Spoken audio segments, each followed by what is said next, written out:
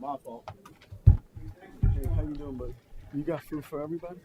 Actually, I got to know. You got enough? Okay, we're ready?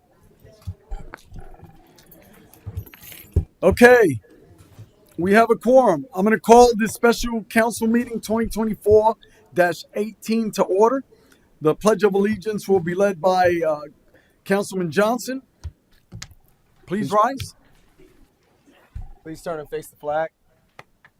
I pledge allegiance To the flag of the United States of America and to the republic for which it stands, one nation, under God, indivisible, with liberty and justice for all. Hoorah. Ms. Jones, roll call. Mayor Medina, Present. Deputy Mayor Felix, Here. Councilman Johnson, Here. Ms. Sherman, Here. Mr. Rodriguez. Okay, so I'm gonna, Madam Sherman, go ahead. You Yes, sir. suggest- One requested agenda revision for public hearings. If we could move public hearing number 2 to be heard first. So basically switch the order of 1 and 2. Okay, I need a motion. So moved. Second. Got a motion by Deputy Mayor Felix, seconded by Councilman Johnson. All in favor signify by saying aye. Aye. Okay, so for those of you that are keeping score, we're doing number 2 first in public hearings. We're now on business item number 1. Thank you, Mayor. I'd like to make a motion to appoint Mr. Phil Weinberg to the vacancy of City Council Seat 3. Second.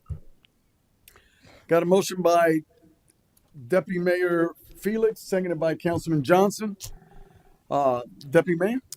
Nothing to add, but to say congratulations to Mr. Weinberg. I believe it's well deserved. This is a citizen that displayed great service to the city for many, many years. Served on multiple boards, chair multiple boards, not only at the city level, at the council level, at the county level as well. Just like to congratulate him. Councilman Johnson?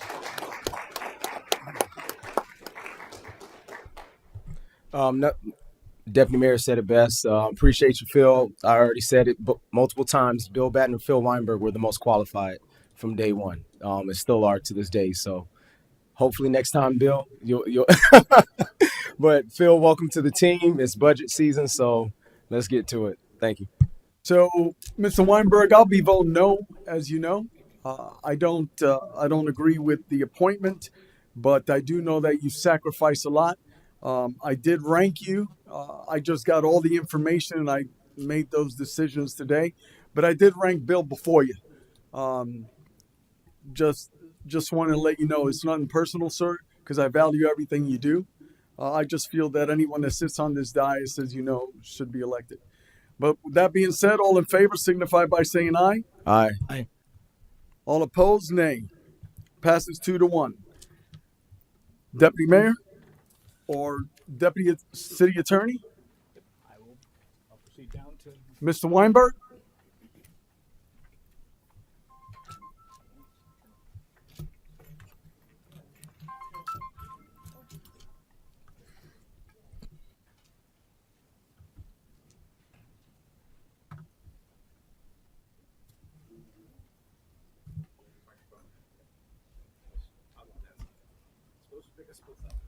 Okay, at this point, raise your right hand and repeat after me.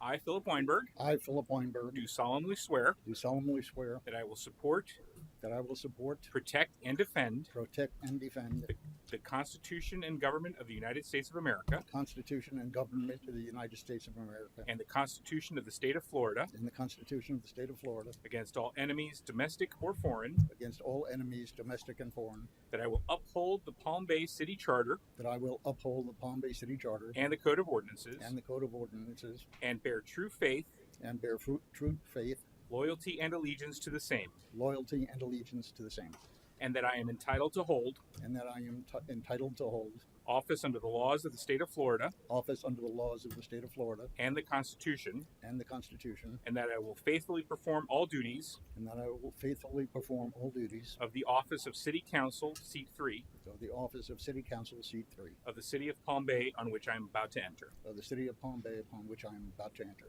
Congratulations. Thank you.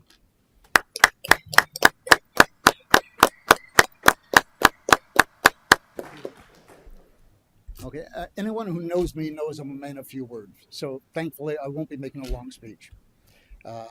As council member said, I've served on a lot of boards in my life. First of all, I just want to thank City Council, existing City Council, for supporting me and for having confidence in me. I want to thank my wife of 43 plus years for always supporting me. And I just want everyone to know that I will do, I'm not just going to keep that seat warm. I will be fully involved in everything that City Council does until the election. And I will do what I always did on all the boards that I've served on, and that is to make the best decisions for the residents of the City of Palm Bay. So thank you, and I'll be available anytime. Thank you.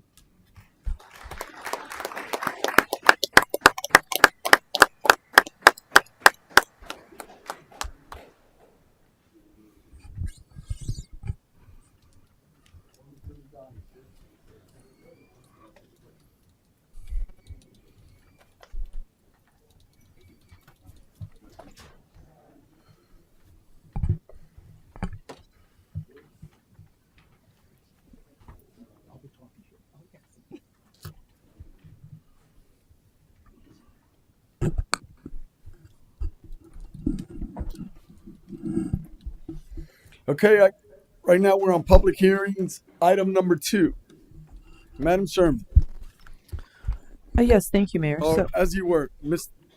Rodriguez, please read the That's fine. caption. That's all right. All right. This is ordinance 2024-33, an ordinance of the City of Palm Bay, Brevard County, Florida, amending the Code of Ordinances by creating Title 17 Land Development Code to provide for the governance and regulation of the City of Palm Bay land development regulations, including zoning, accessory uses, subdivision requirements, signs, resources, streets, parking, building design, and development review procedures, providing for the repeal of ordinances or parts of ordinances in conflict herewith, providing for inclusion in the City of Palm Bay Code of Ordinances, providing for a severability clause, providing for an effective date. Thank you, sir. I'm going to open up the public hearing, and now Ms. Sherman. thank you, sir. So this is the, we asked to move this item up because this is the one that establishes the new ordinances. As I've discussed with each of you, and just want to state this for the purpose of the public, we are going to go through a full presentation tonight on all of the proposed changes to the Land Development Code. One of our consultants is here to help us with that presentation, and we will go through that in great detail. And we want this to be an opportunity for everyone who's here to engage and ask questions and provide feedback. We will ask, as I've mentioned to you all and shared with some members of the development community, that you consider tabling the items before voting on them tonight to give a little more time to interact with the public based on some questions we received this week.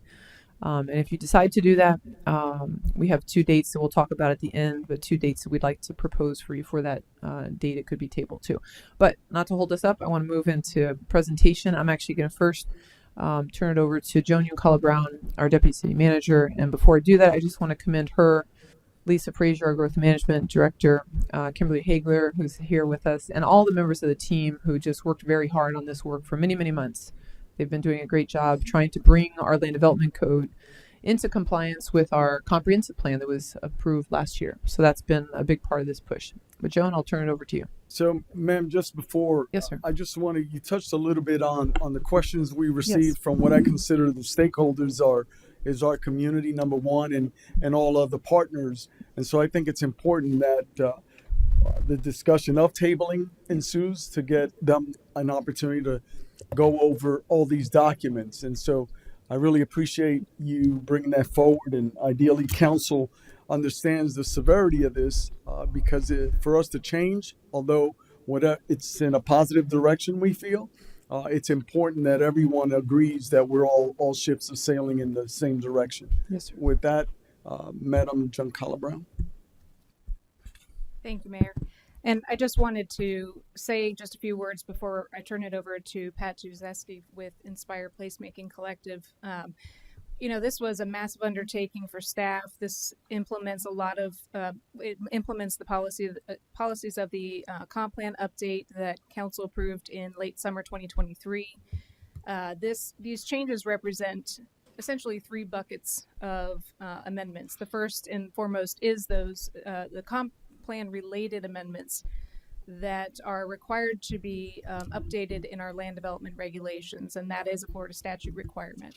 The second bucket of changes are really stakeholder driven, more of the input that we had heard from our engineers and our developers, specifically related to the PUD zoning code, the Plan Unit Development and Zoning Code, and the Subdivision Code. And really, a lot of that is going to be streamlining the process, eliminating the numerous public hearings that were kind of redundant. And then the third bucket of changes is really a lot of that city and council driven textual amendments that we typically bring before P&Z and council at any other, normal regular council meeting.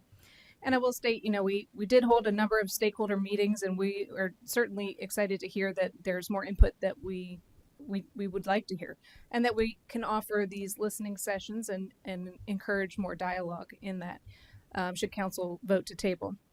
But the other thing I wanted to note is just the magnitude of the changes and how it really looks like there's a lot of significant changes in the code. And really the reason for that is when we decided to take over this land development code update, we realized there are a lot of chapters in the land development code that didn't really belong there. They belong more under the Palm Bay Code of Ordinances. And with that came then renumbering of the chapters, which then came, a basic repeal and replacement of the entire land development code. So I do just want to make sure that everybody's aware that there are changes, and some of them might be significant, but for the most part, it looks more massive than it is because of the repeal and replace. So again, but kudos to the team and Lisa for taking this on. This has been about a little under an 18-month process for us. Thank you, ma'am.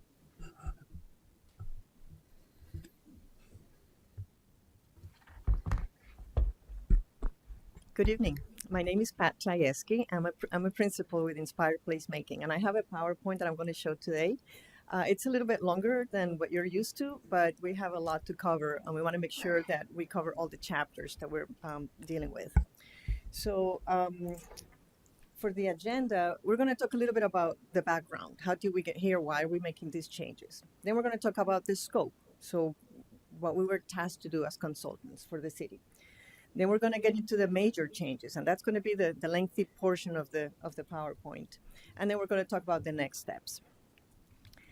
So as Joan mentioned, you adopted your comprehensive plan last year. It became effective in July of 2023.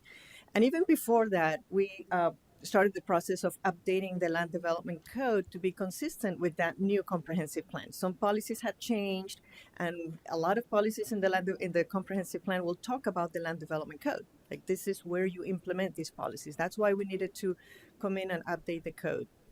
Now, the statutes state that you have 1 year from the moment that you adopt your comp plan to complete your land development regulations. However, we don't have to send the land development code to the state. They don't have to review it. It's just the statutes say that, and that's what you're supposed to do. In terms of the public input that Joan started talking about, so we started the process back in April.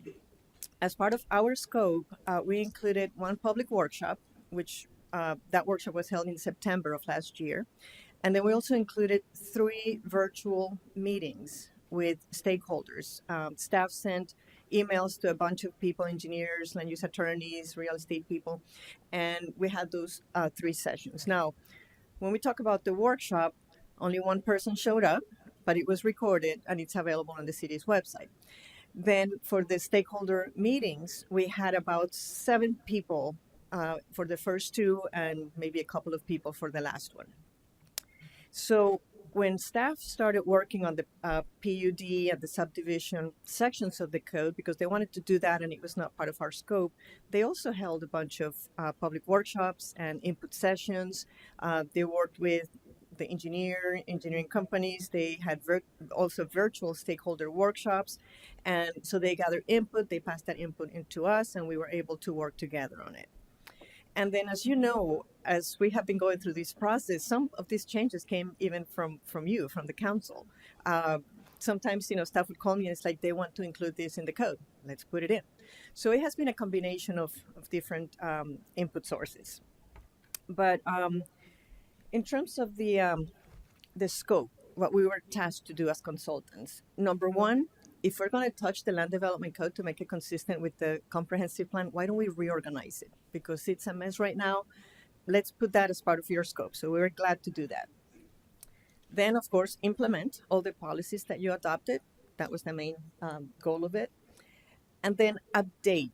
So, codes get old after a while. Some of the cross-references get outdated. References to statutes to other agencies get outdated. Names of departments get outdated. So that was the other task that we had. So in terms of the schedule, so I mentioned that we started back in April. That's when we held the kickoff with staff. Then we issued the first draft in July. And then we had that public workshop in September. At that point, up until that point, you had a planning department, a growth management department that went through a lot of changes.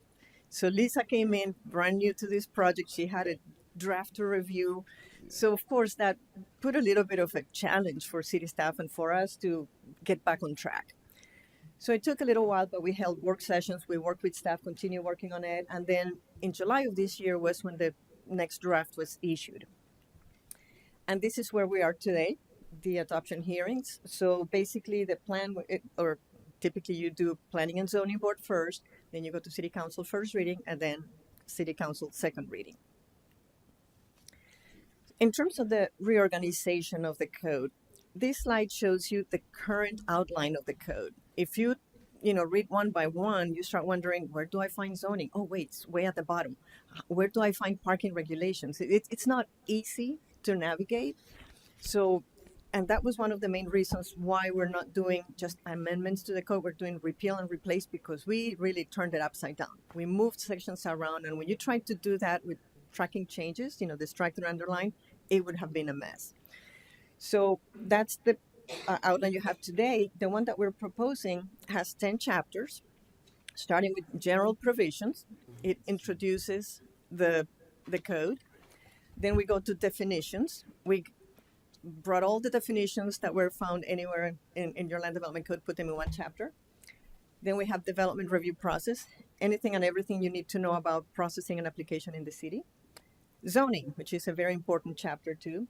Then we go into standards for accessory, temporary, and other uses. We go to tree protection, landscaping, and buffering, streets, parking, and loading, subdivision, site and building design, signs, natural resources, and adult entertainment. And I'm going to go through each one of those chapters in a minute.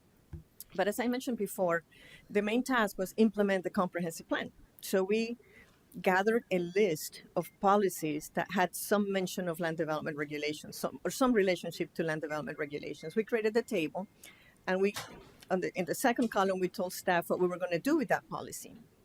In the third column, staff basically gave us comments back. Yes to that, or no, let's not do it that way. Let's do it in a different way. And then the last column is the action, how we did it, where you find that change. So this is just an example. There is developers who provide affordable housing units in single-family subdivisions that exceed 25 units per that came from staff. It's like, this is not related to the comp plan, but we're having a hard time with subdivisions. We're having a hard time with PUDs. Can we please incorporate that in the changes that we're making? Or we had a meeting last night with council. They want to make sure we address this. Let's lump them all in. So I mentioned this is the table of contents. I'm just going to go one by one. So the first one is your general provisions. So this chapter exists today, but when you read it, it talks about how this chapter is established, not this title, not the land development code, just the chapter. So the language was kind of strange. So we cleaned it up so that this is the setting up the entire land development code, the entire title. For the second chapter, this is where we put all the definitions. So right now your code has definitions in every chapter. When we compile them all in one place, we realize that sometimes we have 4 definitions for the same word. And sometimes that's not necessary. Sometimes it is necessary. Sometimes, if it relates, for example, to the floodplain management ordinance, you may have a different definitions. So we clarify that. There is one definition that is general. The other one would say something like, for the purpose of floodplain management, this means whatever.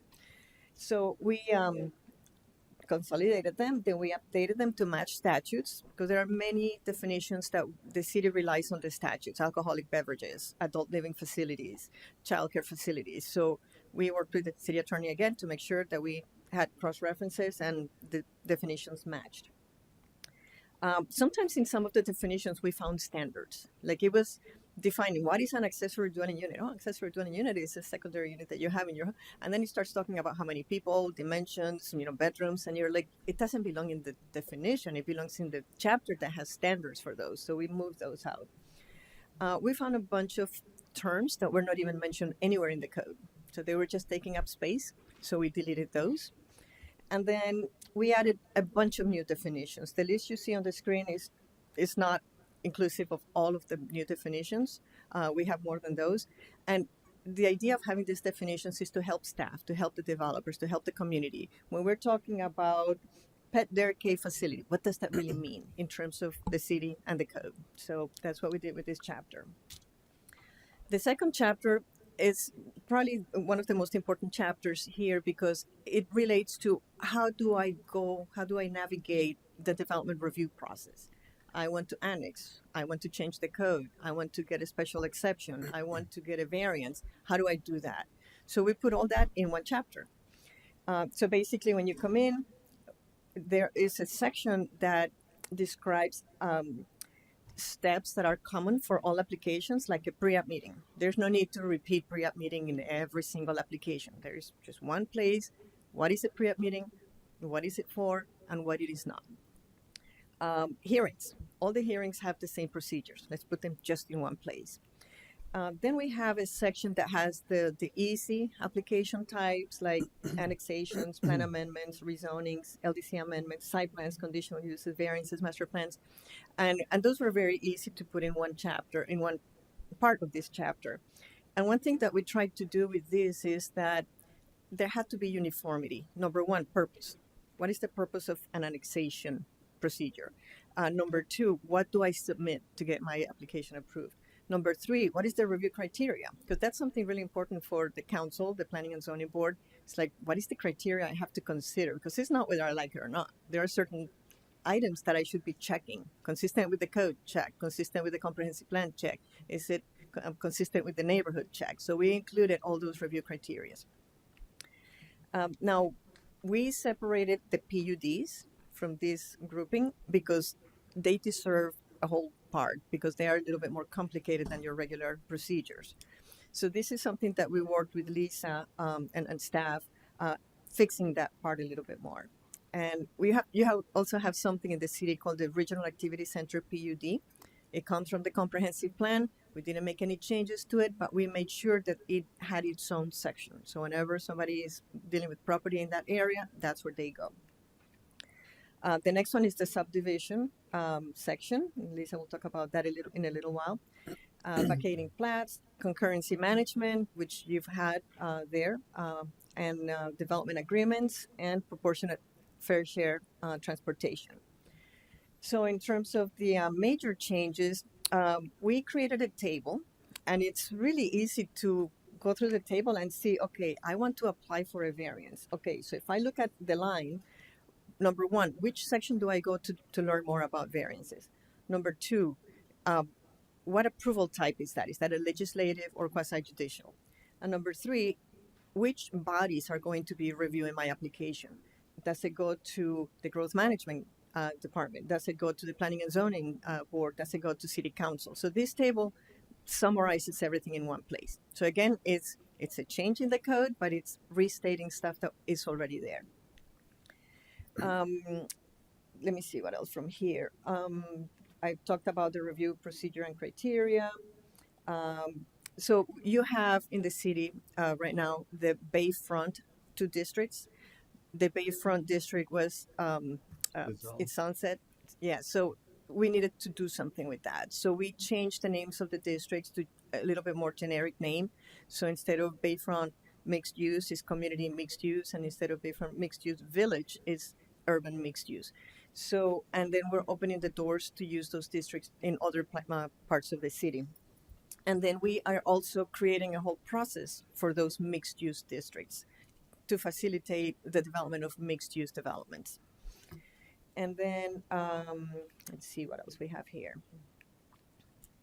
So for the subdivision part of this chapter, worked really closely with staff.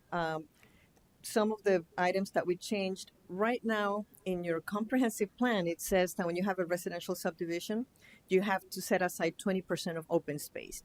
In your code, that's only required for PUDs. So we needed to make sure that all subdivisions, all residential subdivisions will have to meet that standard. And Lisa, you can add some comments if you need to, but remove the minor subdivision section because it was not really used, not necessary, and redefine the lot split and procedures. Sidewalk permit is a very important permit for the city of Palm Bay, and it was not mentioned or explained anywhere in the code. It was in a different document, a site plan guide. Staff brought it into the code.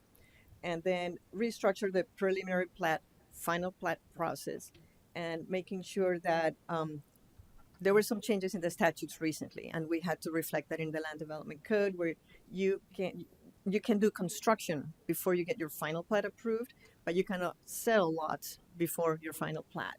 And at the same time, address the model home construction for these subdivisions, because a lot of people want to do some model homes before they do the final plat, so it was addressed.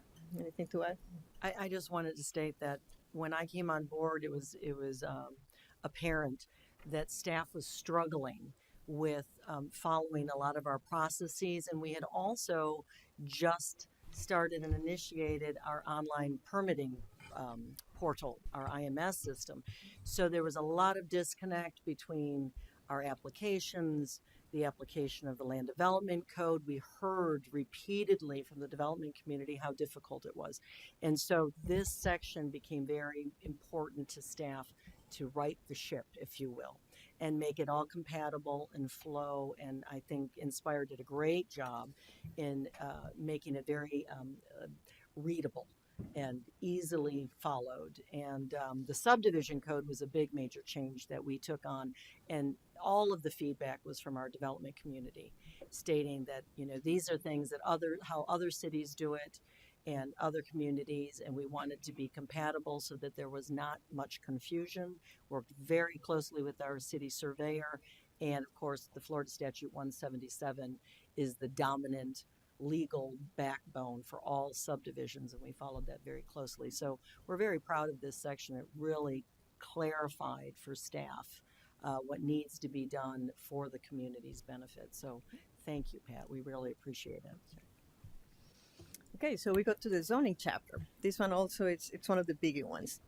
So right now your zoning chapter is extremely long. So we, even though it's still long because it needs to be, but we reorganized it in a way that it's easier to use. So we start with establishing the zoning map and zoning districts, and then we move into a part 2, which explains your traditional zoning districts, your RS1, RS2, RM15, RM20. And then we have a table of uses, and then we have tables of dimensional standards. Then we go into a whole part dedicated to standards for typical developments like multifamily, townhomes, manufactured housing, mobile homes, zero-line developments. And I want to talk a little bit more about this, but we added something new that is not a requirement. It's if somebody wants to use it. It's called conservation subdivisions. I'll explain that one in a little bit. The next part is your architectural standards. We didn't really change anything here. It was more like cleanup and formatting. Then we have a section where we consolidated all the development bonuses and incentives, and we'll talk about those in detail in a minute. This is where we have the PUD standards, how you design the PUD. The previous chapter was how do I process the PUD. This chapter is about how do I design one. And then, of course, the Regional Activity Center PUD gets its own part. And then the mixed-use districts, they get their own chapter 2. The last one in this chapter is non-conforming provisions and vested rights. So that's something that is what we have today. Not a lot of changes were made. So what changed in this chapter? Number one, anytime that somebody comes to the city and says, I want to change from residential to commercial, and staff says, well, it's not consistent with the comprehensive plan. People are not aware that there is a comprehensive plan. So we felt that putting a table in the land development code that says, look at the future land use categories. If you have MDR, these are the zoning districts that you can pick from. It helps people figure out the consistency with the comprehensive plan. So again, this is not a change. It's just making sure that people understand the relationship between future land use map and zoning. In the zoning code today, you have some specific standards for uses. So let's say childcare facilities or outdoor dining. We took those out of the zoning chapter and put them in a separate chapter where you have just that, specific uses and their standards. We streamlined the intent of each district and moved the uses and the dimensional standards to tables. So when we did the rewrite of the land development code, your current code has about 567 pages. When we did the rewrite, we cut back like 200 pages. So it's a little bit leaner because of these tables and avoiding the repetition that sometimes creates issues. More changes. So these are the tables of uses that I mentioned. So, ma'am, I'm looking at this, right? And now you have community mixed use, you have office professional. So professional office and the CMU, right? And then neighborhood commercial. So restricted commercials going out. We'll talk about those defined in a minute. in those. Okay. Yes, we'll talk about those in a minute. Okay. So I'm getting ahead of you. Yes. Okay. As you were. So I was mentioning that we created these tables where we list the uses. Now, the way it is written today, you go to RS1 and it has a long list of uses, permitted, conditional, prohibited. Then you go to the next district, the same list, and the next district, and the next district. It's like pages after pages. So by putting them in one table, we realized that there were discrepancies on what you call some of these uses. In one place, it would say public parks. In another district, it would say parks. In another place, it would say public and private parks. So you wonder, what's the difference? So by putting them in just one list, we were able to consolidate the terminology. And we went back and forth with staff to make sure that we address all the uses that we need to include in the table. So when you look at that table, you have the list of uses. The second column is going to send you to a different chapter if that use has specific standards that apply to it, in addition to the setbacks that would be in this chapter. Then the column specifies whether the use is permitted, conditional, or if it is blank, it means that it's not allowed. And there is a provision that says if it is not listed on the table, the use is prohibited. But if there is a doubt, like the use is similar, it's just not listed, they can go to the city manager, and the city manager can make that determination, city manager or designee. So those are the residential districts, commercial districts, and the industrial districts. One change that we're making in terms of uses. So right now you cannot have offices in residential, but sometimes people will acquire property to do a subdivision. And sometimes they're not successful acquiring all the properties, and sometimes they have little, cutouts on roadways, and you end up with maybe a house that is on a major roadway, but you can't do anything with it. Nobody wants to live there. So we're saying in those instances, we should be able to allow office. An office is a use that is not as incompatible with residential as opposed to commercial. And at least we're making sure that these little pieces of property get used and don't end up vacant and abandoned. And this came from the comprehensive plan. It was a policy that required that. So now, in terms of districts, so we did consolidate some districts. So right now you have RM10, RM15, and RM20. So that's residential multifamily. We looked at residential multifamily 10 and 15 and noticed that they were very similar. So we said, why don't we streamline? Let's combine those two. So we did that. Then we, all PUDs were also consolidated because right now you have planned development, residential, planned community redevelopment. So there was no need to have all those different categories. We consolidated them into one category. Now, restricted commercial was very similar to neighborhood commercial. There were just minor differences. So we're consolidating those two. And then the recreational vehicle park zoning district, it exists in the code, but there are no properties in the city with that designation. And recreational vehicle parks are allowed in other districts. So if we don't need it, why have a whole setup for it in the code? And I'm going to talk a little bit later about changes due to this consolidation. Then in the comprehensive plan, when we went through the comprehensive plan process, we were talking about, most communities have single family or multifamily. But what happens in between? Where are the townhouses? How come people are not doing more townhouses? And it's what we call the missing middle housing. So the comprehensive plan said you should consider creating a new district to accommodate this. So the new district, we call it RT10. And we created standards for it. SF2 is another district that we could not find any properties zoned at. So again, we eliminated that district. For the dimensional standards, we also created tables. Sometimes when somebody's trying to rezone something, it's a lot easier when you have them side by side. It's like, let me compare setbacks. Let me compare, building size and see which district would fit my needs. So those tables are going to be very useful for that. Now, in terms of changes to dimensional standards, right now you don't have something that a lot of other communities have that is called impervious surface ratio. How much can the site be paved versus not paved? So we added standards for that, and they range between 0.5 and 0.9, depending on the district. Recreation and open space, I mentioned the comprehensive plan calls for it, your regulations call for it, but they needed to be mentioned in all your zoning districts, so we put them right there in those tables. When we combine SF1 and RS1, we realized that they had different living area minimum. So when we combined the two, we had to pick the one that was the more restrictive, so we wouldn't create any nonconformities. So we ended up reducing the living area in RS1 from 1,600 to 1,400. And then in the RM15, because we combined 10 and 15, we ended up going with a height of 50 feet instead of 20. So this would be multifamily. For trying to fit in multifamily, it's really hard to do multifamily in 2 stories. So we increased that to 50.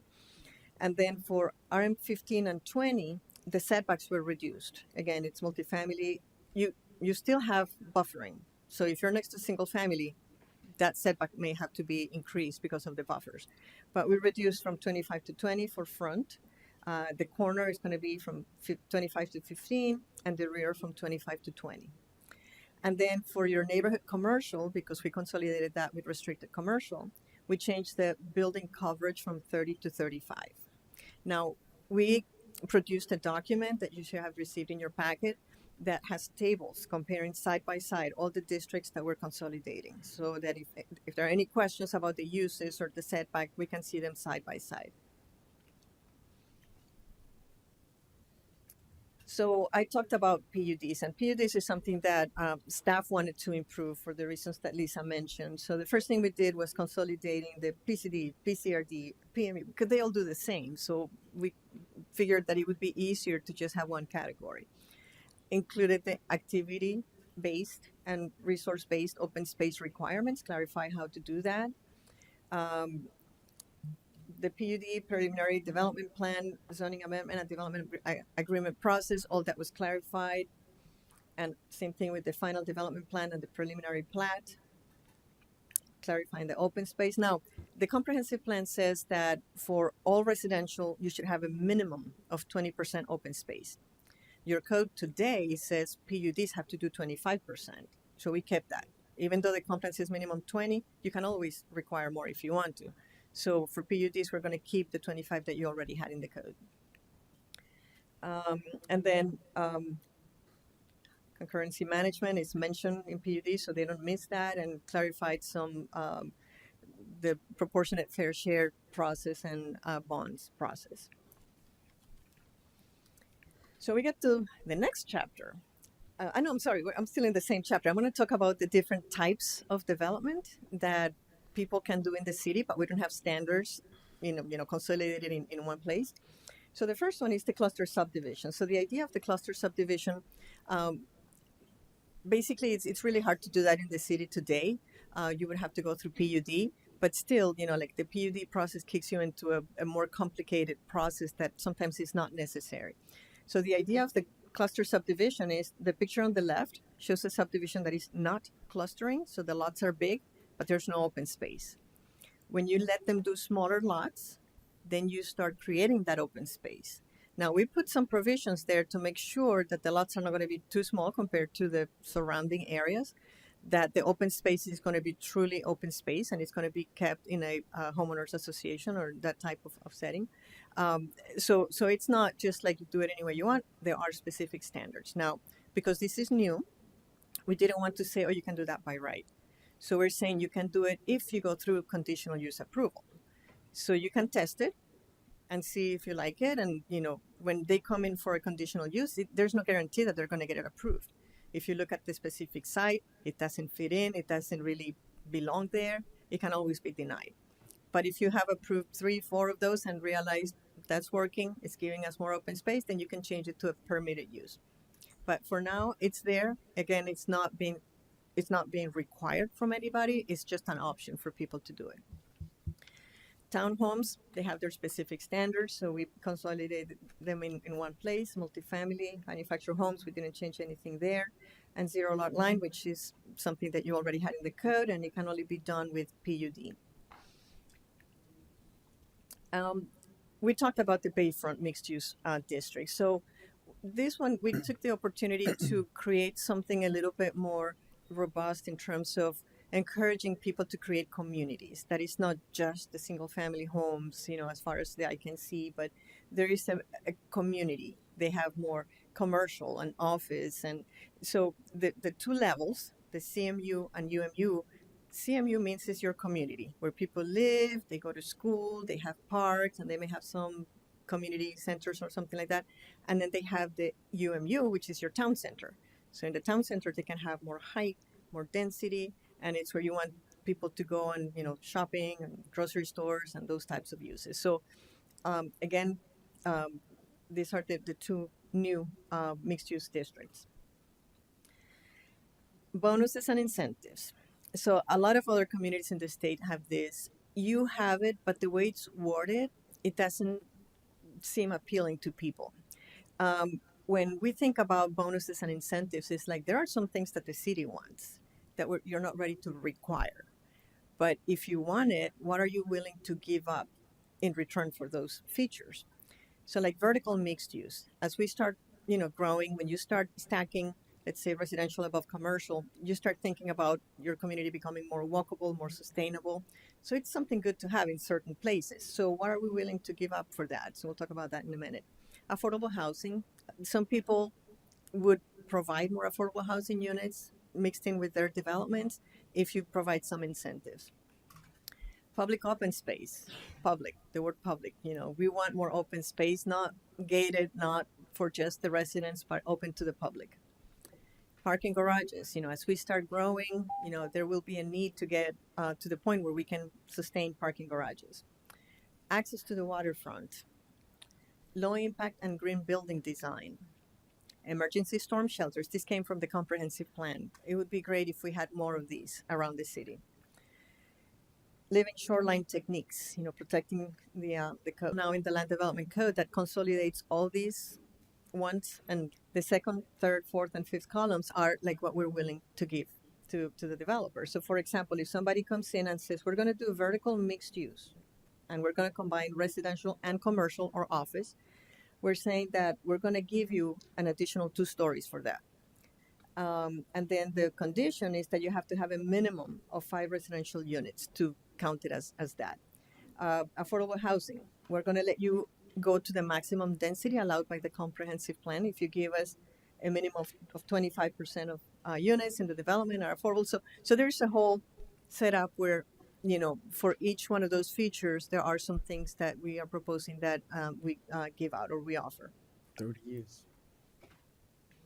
The next chapter, chapter 174, this is where we consolidated all those uses that have specific standards. So starting with your accessory uses and structures. So um, before it was a little bit buried in the code, so we brought it to a whole.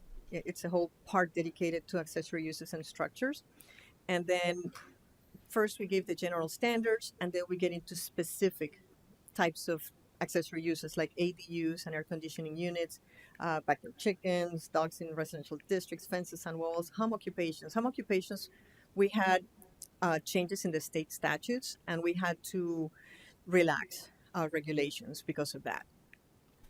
Outdoor dining, display of merchandise, pigeon security dwelling. So there are a lot of different standards that are specific to those.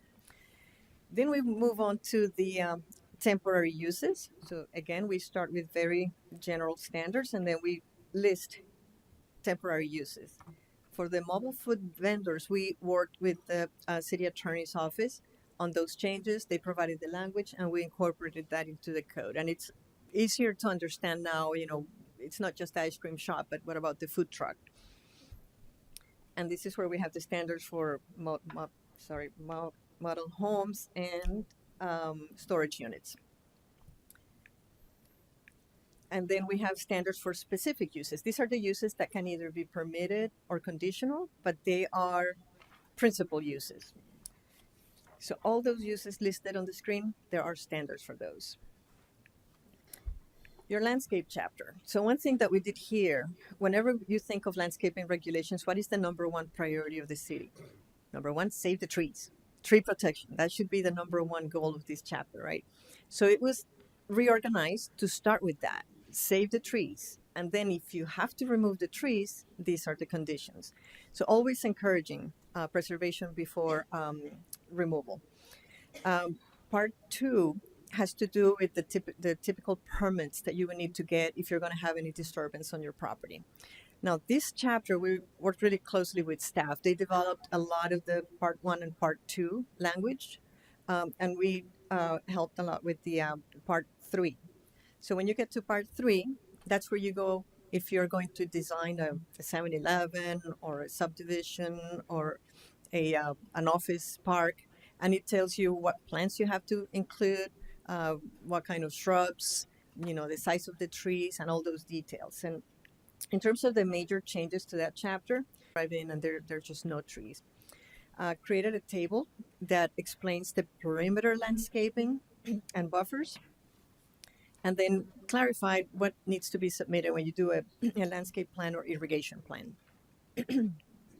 Next chapter is streets, parking, and loading.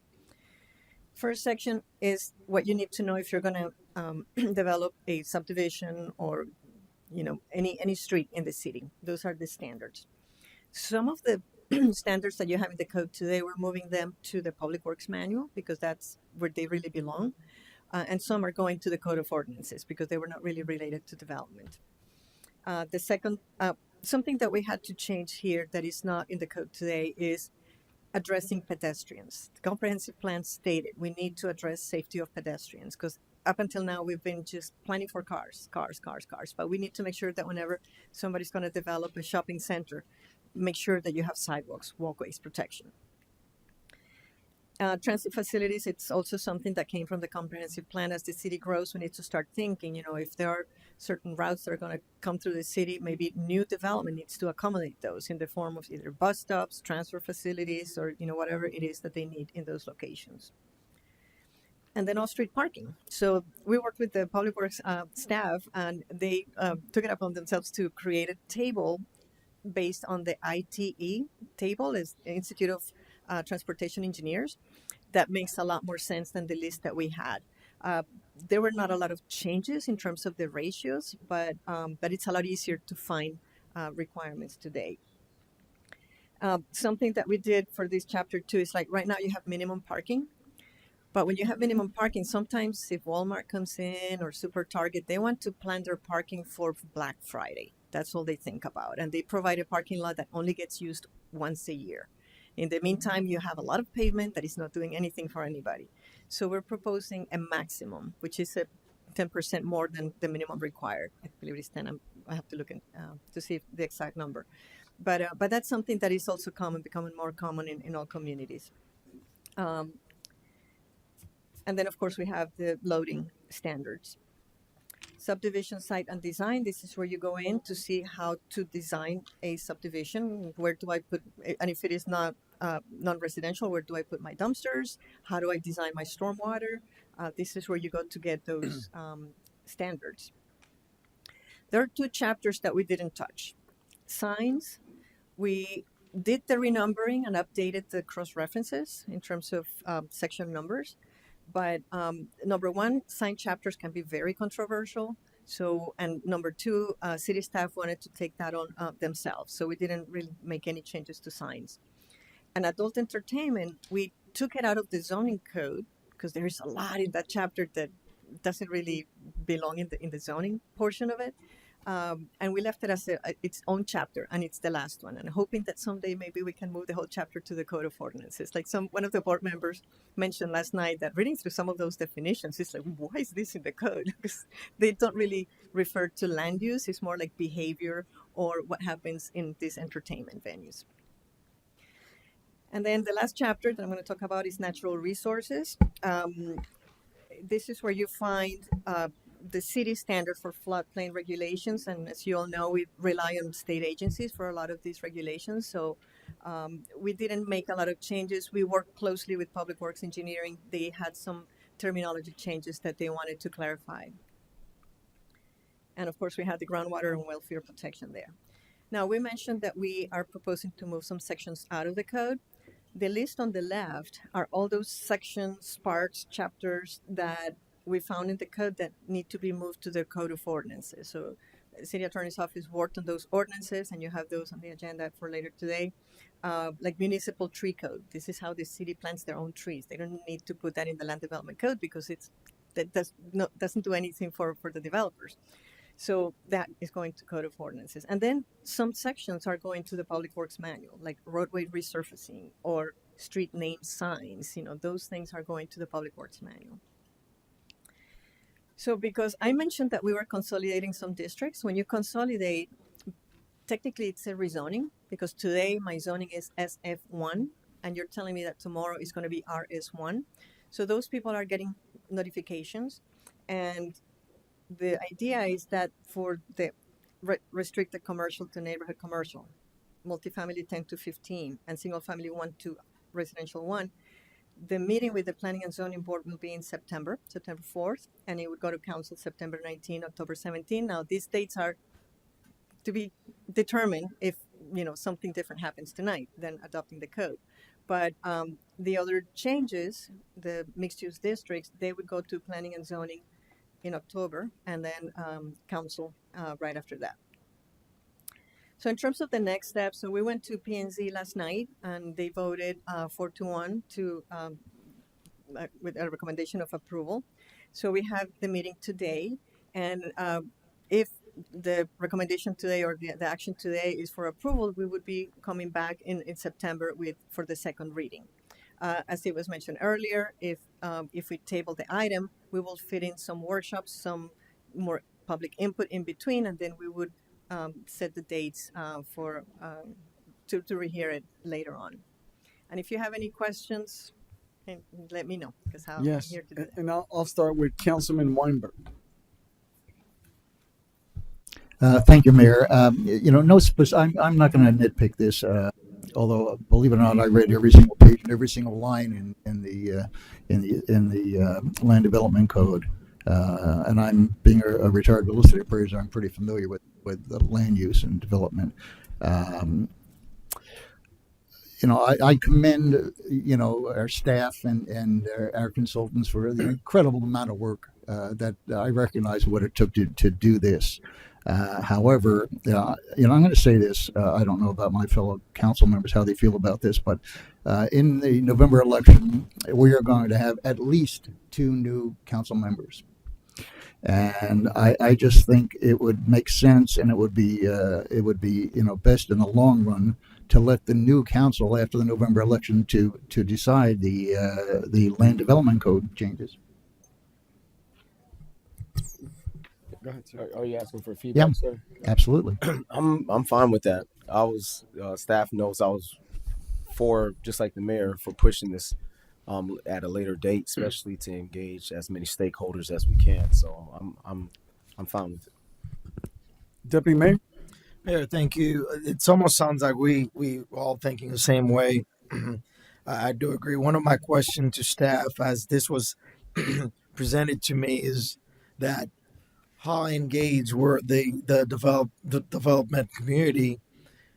Did are we where they have a say into these changes? We certainly, I would agree with Councilman Weinberg, his comment. I do appreciate the amount of work that got into this, and certainly it's a great document. I think really set us up to great things. And but I do agree as well that we should maybe table this and wait and get more input from the development community. And certainly we partner in this, right? So the more we can get their input, I think the easier it would be for everybody. So I would be in support of wait, but take a pause and let's move forward. Well, I appreciate that. So the very first thing, thank you, ma'am, for the outstanding opportunity to present this. This is a huge undertaking, right? And I think what I hear council and I wholeheartedly agree is we like to see more of our stakeholders get involved. Perhaps guide staff, give staff direction to hold workshops with every stakeholder that's involved within the development community, within our citizenry, within our real estate community. This is a huge undertaking. I can see that some places it simplifies it coexists. It's just minimizing that. But perhaps I do have a question. Perhaps I missed it somewhere, but is there a code for a convention center here? I don't know if it is in the table of uses. Did we put it in? Because I've been speaking about the opportunity to have a convention center in the city of Palm Bay. And if we can't allow it in our code, I say we go back to the drawing board to make sure that it's a part of our future land use. I've been speaking about that since I've been on this dais. The goal is to bring something up into this city, but if we don't have that code, how can we create something? I'm speaking it. So perhaps this pause that we're talking about will give us an opportunity to include that. So I'm good, gentlemen, to take the pause because I really, and I know that I got the consensus on council, throughout the years that a convention center would be good in this effect. Mr. Rodriguez, did you want to weigh in on something? I see you leaning in. Yeah, there's 2 points that I want to raise and to provide counsel to this council.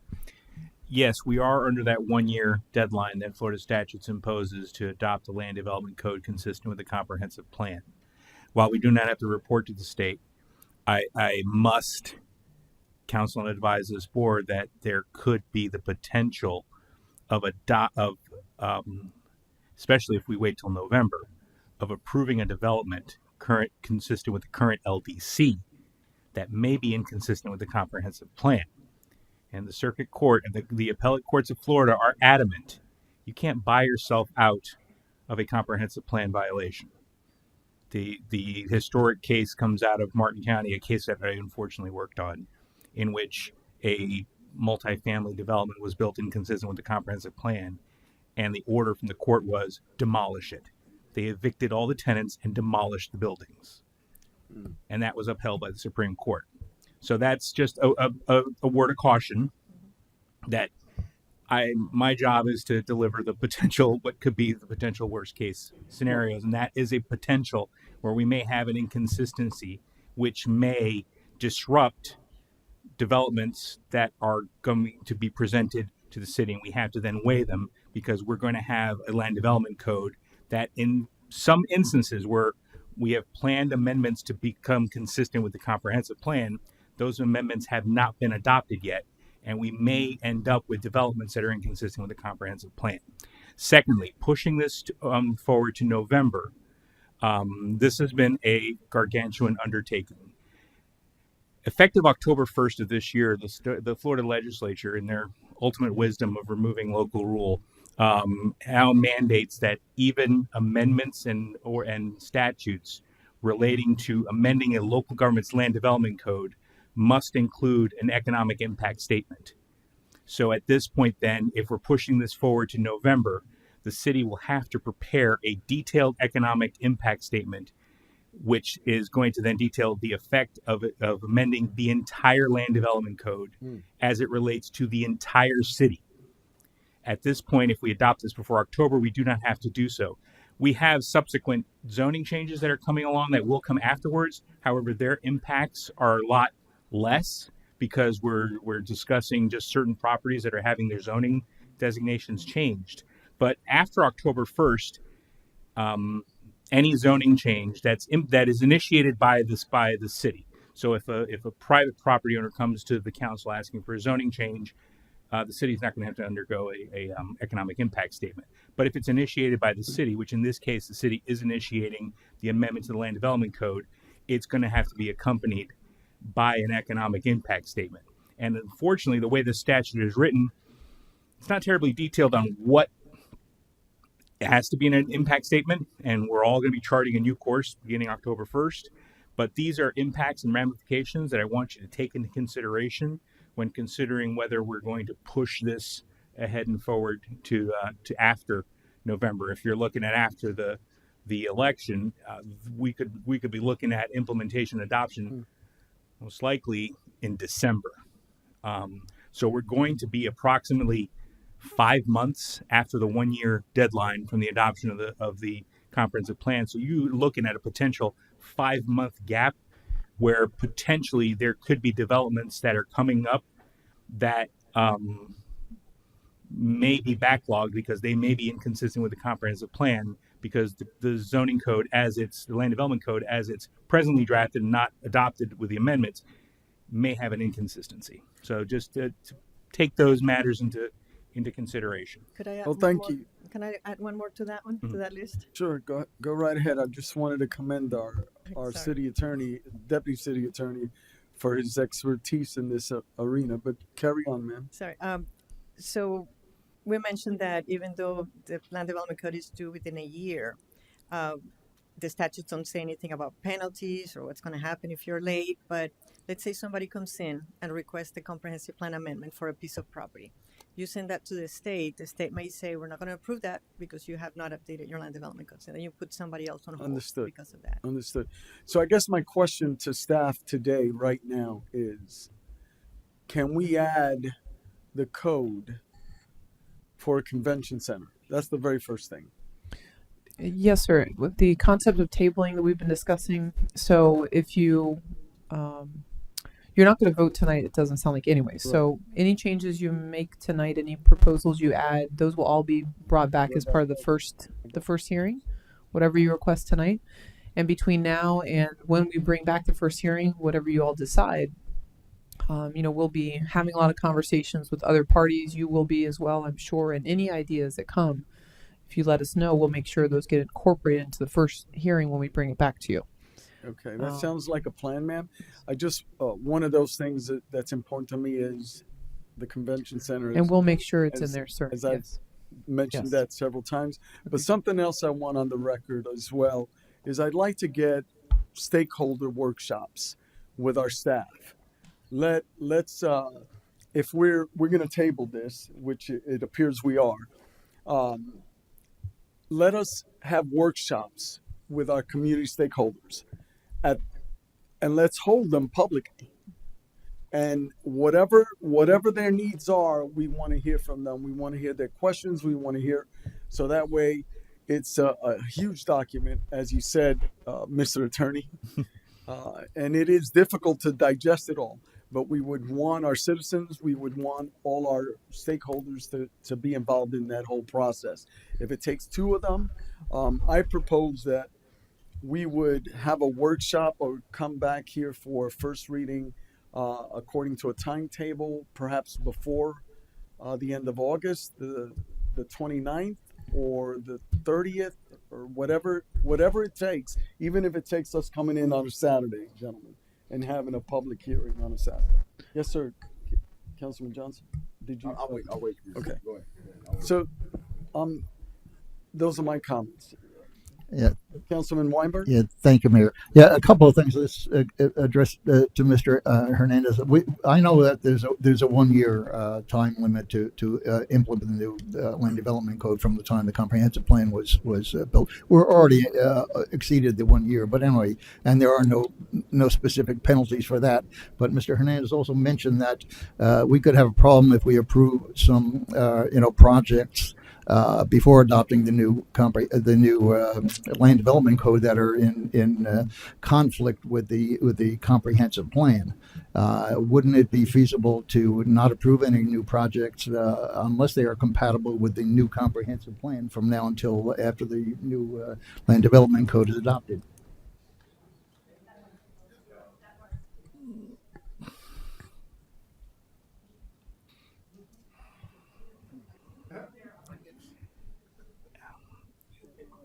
First day of law school, I always give these little, but the first day of law school, we're taught the one thing that we're supposed to carry through 3 years of law school is that the answer to everything is it depends, and that is, yes, an application may come in hypothetically and it could be denied for inconsistency with a comprehensive plan.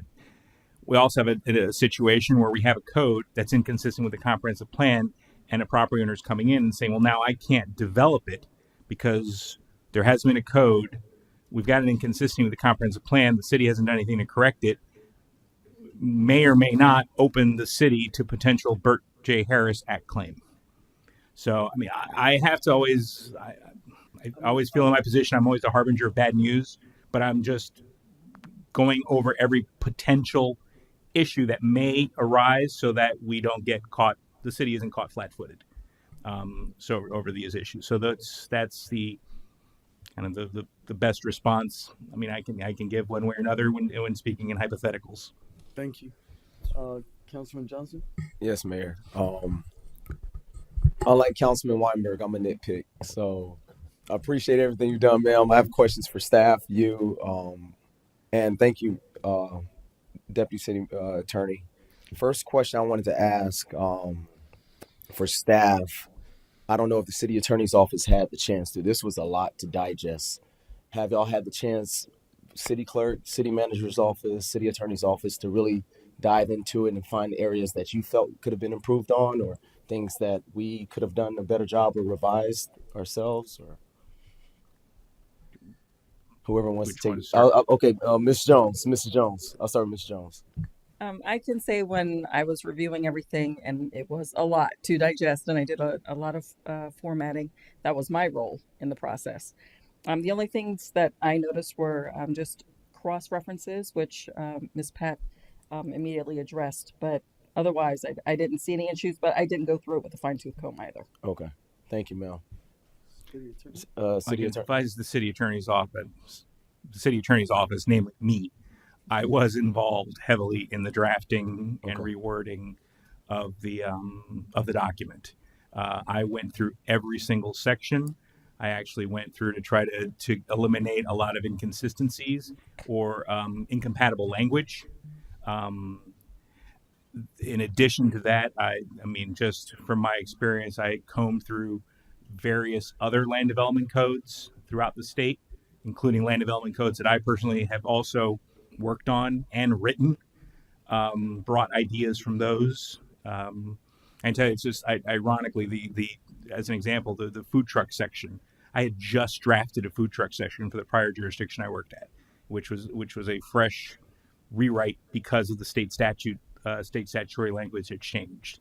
So the city attorney's office, we were involved in every meeting with staff. We were involved in every conference call, and we did I did the drafting, a lot of the drafting, the final edits, and the kind of tightening up of the document. So there's, I can say at least on my end, I did conduct a thorough review of the document of Thank you. of the amended code. And I know city management, that's y'all's job to review it.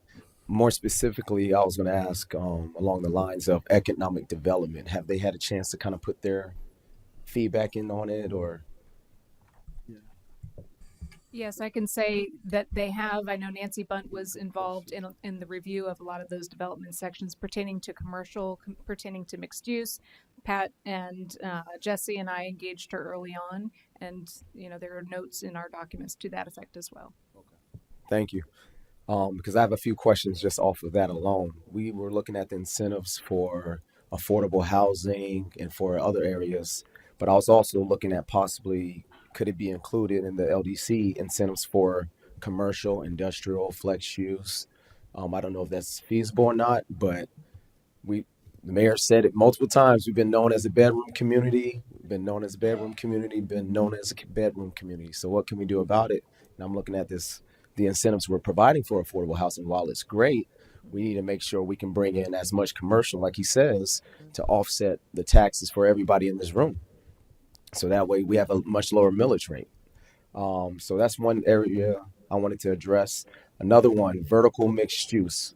I would like to see us focus more so on that than the horizontal mixed use, because vertical mixed use gives you open space.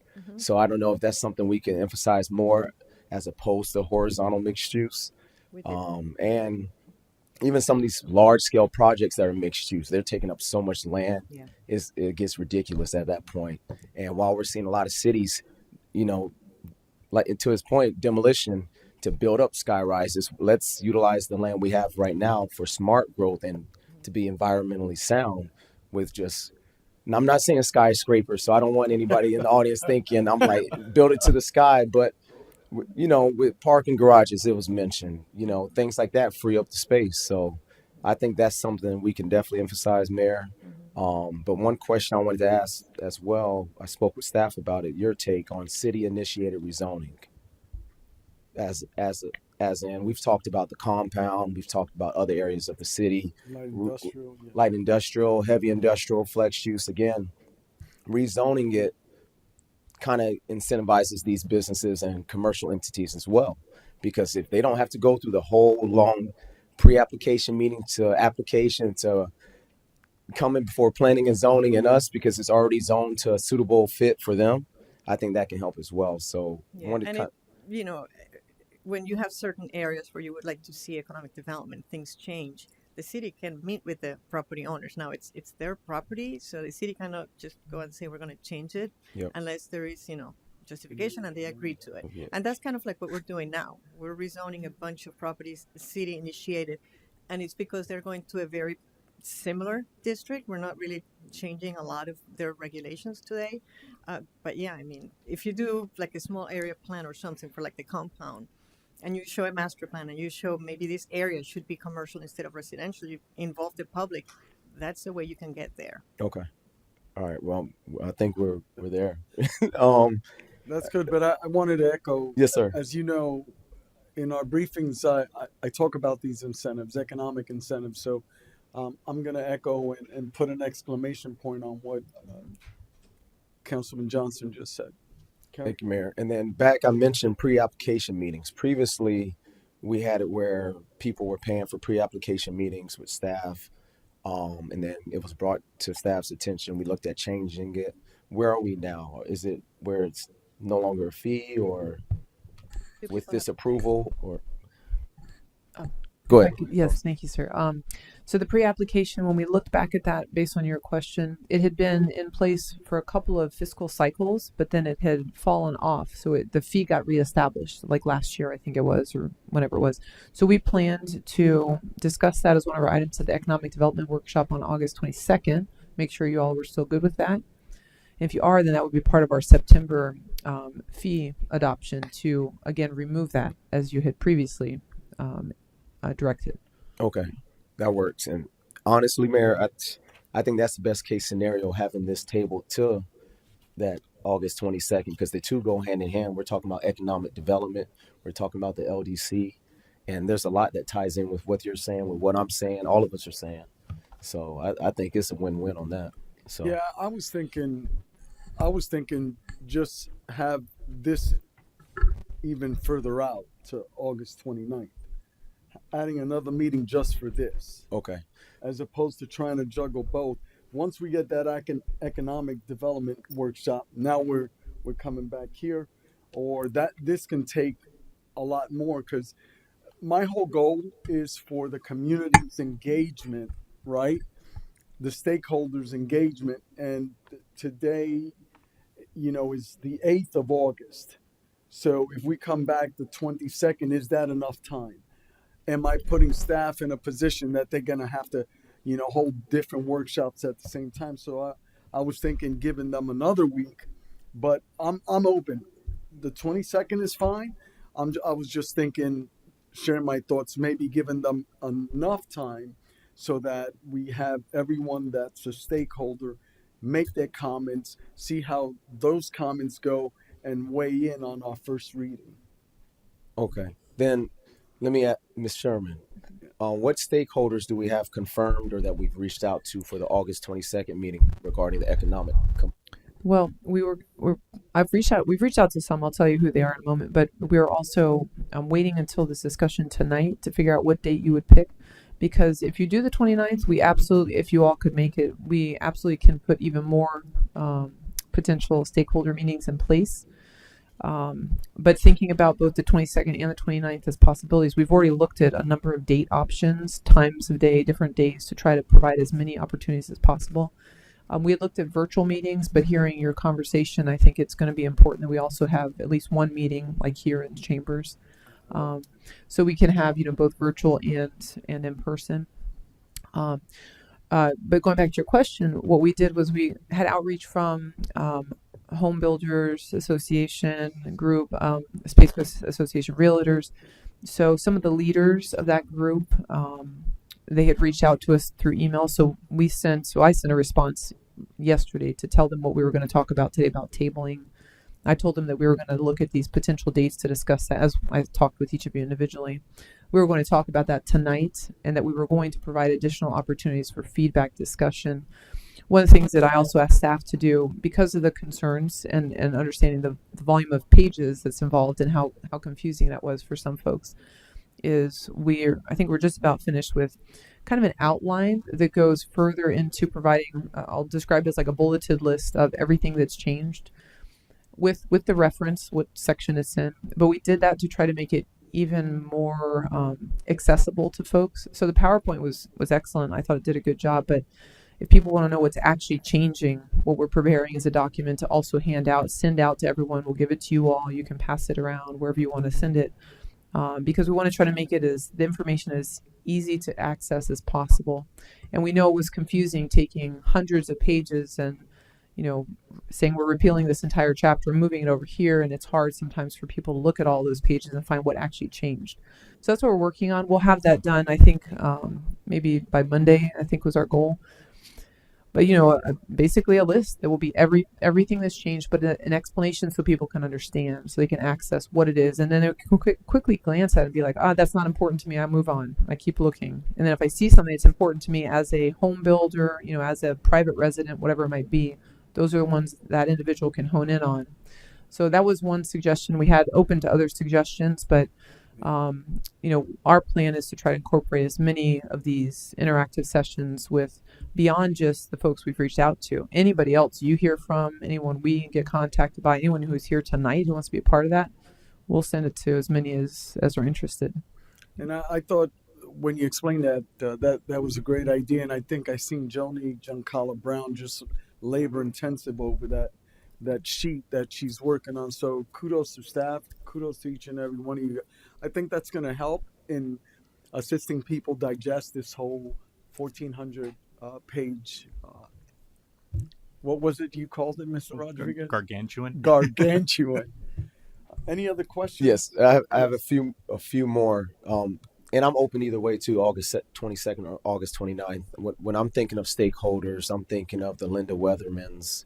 I'm thinking of I'm thinking of the chamber, because they're having conversations with some of these companies that are going to other areas because they don't see Florida as, invested in being business friendly.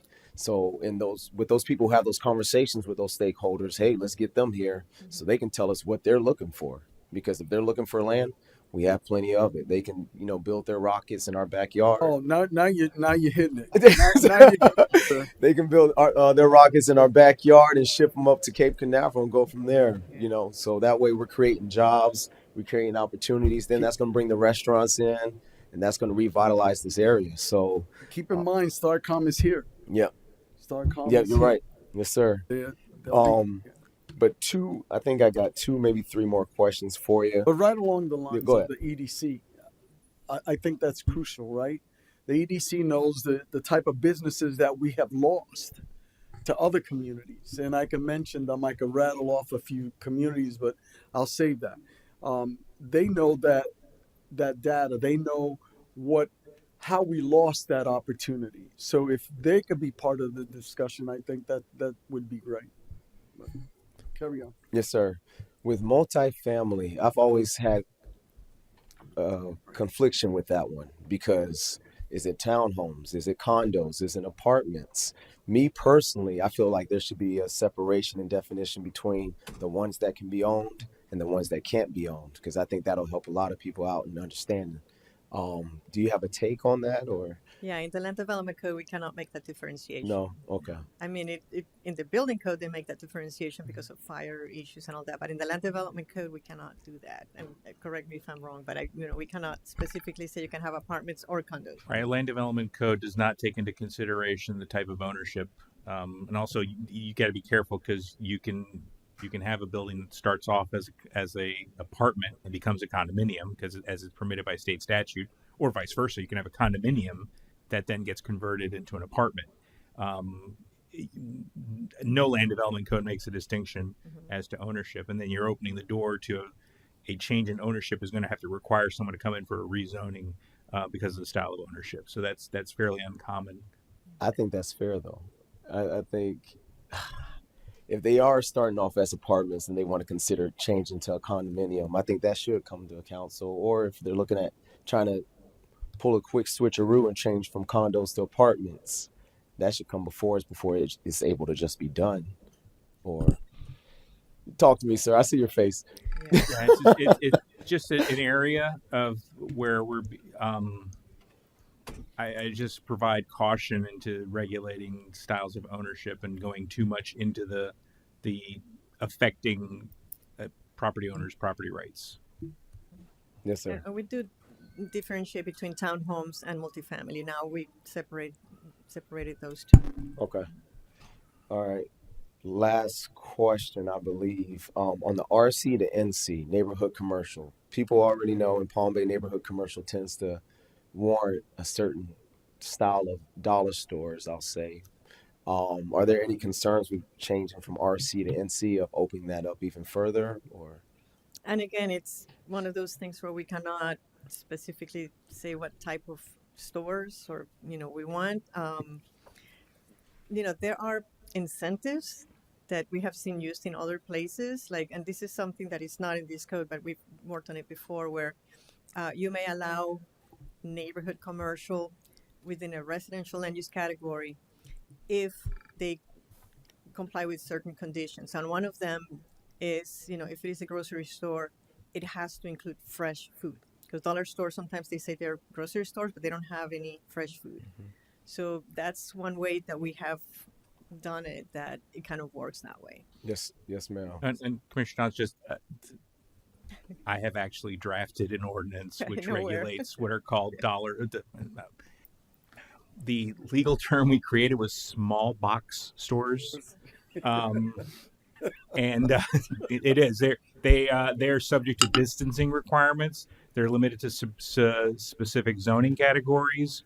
I'm trying to think what else we had certain architectural design standards. I mean, the ordinance I drafted was actually modeled after one that Kansas City actually drafted. So this was might have been a year and a half ago. I drafted one for the city of Apopka. Okay. And one of the main issues was that the proliferation of these types of stores actually created food deserts. Yes, sir. So that was the study and the justifications involved. You can easily do a study, and GIS can do a study where you determine whether there's a food desert, and then you have spacing requirements. So it was almost it's akin to an adult entertainment style, that you can have stores. There have to be at least 1,000 feet between, or a mile radius between stores, so that you can limit the proliferation of the stores. And to date, we had not seen any type of legal challenges Okay. to those. At least if you justify the rational basis and your basis for protecting the health, safety, and welfare of the city. Yes, cities have regulated those types of stores, and there are zoning categories that have been drafted in that field. I mean, I've seen multiple jurisdictions, and as I say, we based ours on Kansas City, Missouri. Oh. Kansas City, Kansas. One of the two Kansas cities. Now I can't remember which one. No, that's fine, sir. Because on a tangent, ironically, 3 years ago, I was working with city attorney's office on some language like that. So I would like to, work with staff, mayor, with council's consent. I would like to work with staff and try to come back with something. Yeah. Could I Carry mention on. some- Just call them small box stores. Yeah, yeah. Okay. Because could I yes, mention ma'am. Go something ahead. about that? Interject, please. So when we started working on this project, we had a limited scope. And having worked in other communities where we did a complete rewrite of the land development code, sometimes it was like, I wish I could put my hands into that section and change it. But we had to keep it limited. Now, the land development code, it's a lot easier to amend than the comprehensive plan. So once you have a reorganized code, you can start changing bits and pieces of it. Like, we don't have to do everything with this round. Some people brought up some interesting suggestions at the meeting last night that, I mean, you can make changes next month and the following month, and, you can keep embellishing the code if you want to. But, at this point, the main goal is just compliance with that comprehensive plan, get that out of the way. Okay. All right. Well, Thank you. I'm good right now, Mayor. Thank you. Thank you. You've taken the notes of what we've discussed. I don't know what council wants to do, what date, but certainly we're going to discuss that. Any other questions, Deputy Mayor, that you may have? All right, ma'am. Thank you for your presentation. Really appreciate your time and work into this. So now, as we go on, we'll have people speak at this point, or do. Yeah, I would advise, we have a lot of Okay, members of the okay, public. And I think I envisioned that the first reading was going to be done over 2 different meetings. Okay. So I think it would be best for the public. They're here. They've taken their time out of their day to be Okay. here. I think Okay. they should Okay. So should be heard. anyone that wishes to speak for or against this item, please step forward. Raise your hand. Oh, okay. Well, no cards over there. no. Well, no. It's come on up.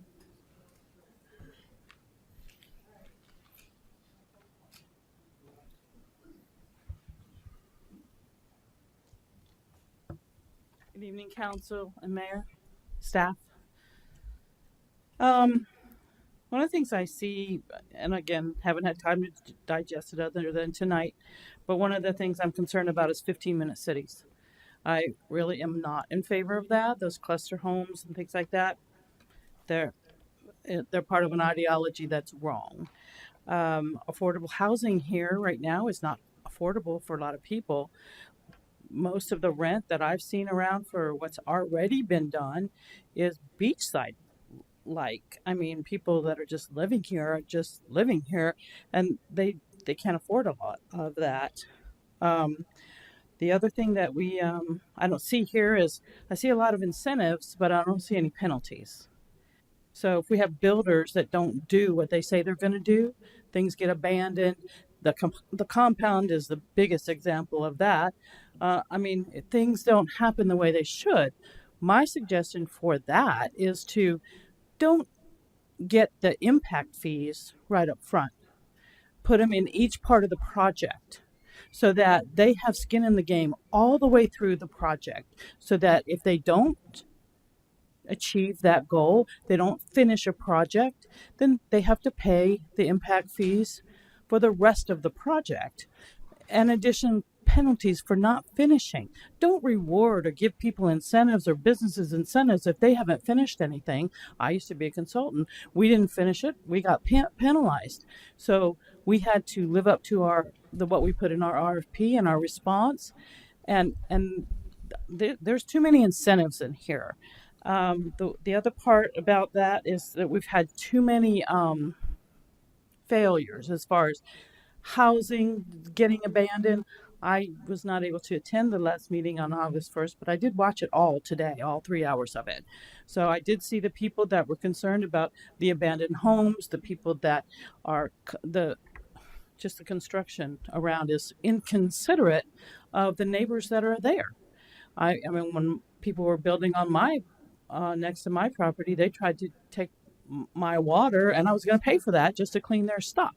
So I had to send in a complaint. I mean, it's just inconsiderate, not neighborly, things that should be godlike. I mean, as we were all taught, don't invade someone else's property that you have no business being on. So a lot of those things in here, other than the rezoning situation, is that zoning was there for a reason. So you don't know, Majors is the prime example of that. You don't know, putting all those houses that they wanted to, or the apartments they wanted to, you don't know if there's a sinkhole out there, you don't, that kind of stuff. It was zoned for a golf course. So to drop all kinds of homes on it is ridiculous. Thank you so much. Excuse me, ma'am, would you just state your name and address for the record, please? Ruth Caulfield, 935 Douglas Street. Thank you so much. Thank you. Next speaker.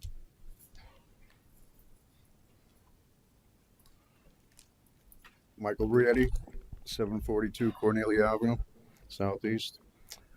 First off, I'd like to applaud you on the convention center. I think that's something that we need, along with a lot of commercial, to balance out all the residential building that we've been having. Now let me get to my personal issue. Bear with me, I don't have my glasses, so I'm gonna wing it here. Last year, September 30th, we had major flooding here in Palm Bay. And the storm drains were a big issue. I believe a couple days after that, I spoke to you, Mr. Mayor, at which time you told me that you were going to pass it off to the city manager and direct her to take care of this. Did I speak to you, or did I send you an an email? I got all the texts, I got the conversations, I got the pictures that I sent to you of my properties. An email, right? I sent you an email? We were texting back and forth, if you remember. Okay. I sent you pictures of my property that was destroyed by this storm drain. Okay. My driveway even burst a pipe in my septic. And all this falls on me. Now, when I spoke to Ms. Sherman here, I don't think she was very interested in even hearing of this. I was passed off to a person when I asked the question of liability, and it was just passed right off. Then I got the excuse, we're not responsible for natural causes. She overlooked the whole point. It was city property that was unmaintained that destroyed my driveway and other parts of my properties, eroding. Now, the very next day after speaking to her, Public Works shows up at my place to dump more sand to a road back down in. Now, I've got approximately 2 feet on the side of my driveway to get out of my vehicles. It's gotten kind of ridiculous. Now, when Public Works came out, they dumped the sand, they left. They came back a few more weeks later, did the same thing, and I explained to them, until you put head walls in and backfill, we're going to have the same ongoing issue here.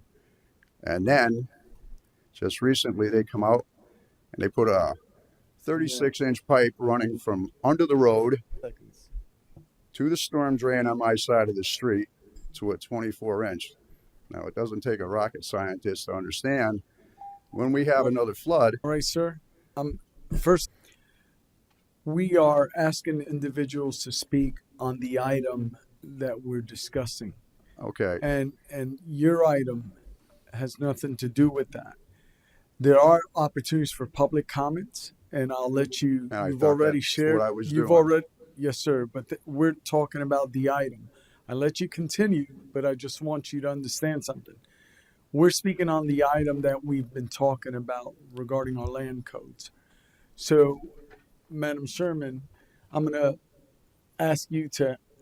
I know the case. I remember the case that I got staff involved when you send me that email and such. So I do remember this case. I don't remember the outcome of the case because staff was working on this, and if it's a private issue, then I understand. But, sir, thank you for your comments. Okay. And I'd we'll just like reach to out. say, Sir, your time is up at okay, this time. Next speaker.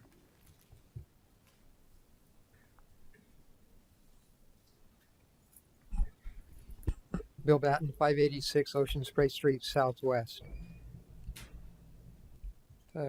First item was cluster homes. It was brought up previously, and it kind of defeats the whole purpose. Inside the land development code, you've got sizes that are dedicated for the size of lots that they have to be, and you have different categories there. But then the cluster home site that was proposed, I couldn't find anything that gave any size of what the lots were going to be, what size they were going to be. And then that also leads us to the congestion that's going to be on the streets of cluster homes. So I personally kind of see cluster home sites as a step backwards instead of a step forward. Because what it's going to do is say, well, it's a small development now. In order to meet their 20% green space, we'll just put the homes closer together. We've defeated both purposes. So that's number one, is take a secondary look at cluster home. I think they're called, it's on section 173, it's on code CU. Right. The next one, penalties, was also brought up. This is referring to section 175.014, which is in tree removal section. There was a lot of conversation about this last night also, and there was nothing for penalties. People go in and do the action, they cut the tree down or whatever it is, or do a massive strip clearing, and then say, well, I'm sorry. Make the penalty worthwhile. Make the penalty so severe that they will go ahead and file to try and save the trees. They'll put their paperwork in that says we have to do it. And then the other one was, well, how do we know if there was any, what do we call them, signature trees on the property if it's already gone? You don't know it. So that said, well, they have to have permits now for clearing of anything. Well, that's after the fact that they've already cleared it, and then say, now we're going to get our permits. So let's make the penalties worthwhile so we have a benefit out of the bad behavior. All right. The next one was RM10, converting RM10 to RM15.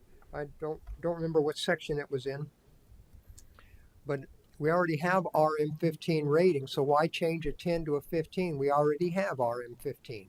So why extend the amount of population you can put on that one, right? This one is kind of tongue-in-cheek because I'm not sure how you're going to be able to address it, and that is section 176. It said sidewalks will be provided on both sides of the street. Well, that's going to be pretty hard to accomplish, but it's in your code.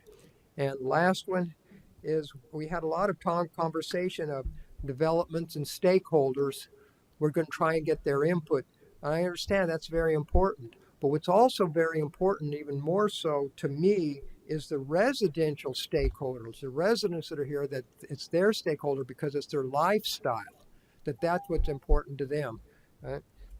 I made it in time, and good luck. And Councilman Weinberg, you look good up there. Thank you.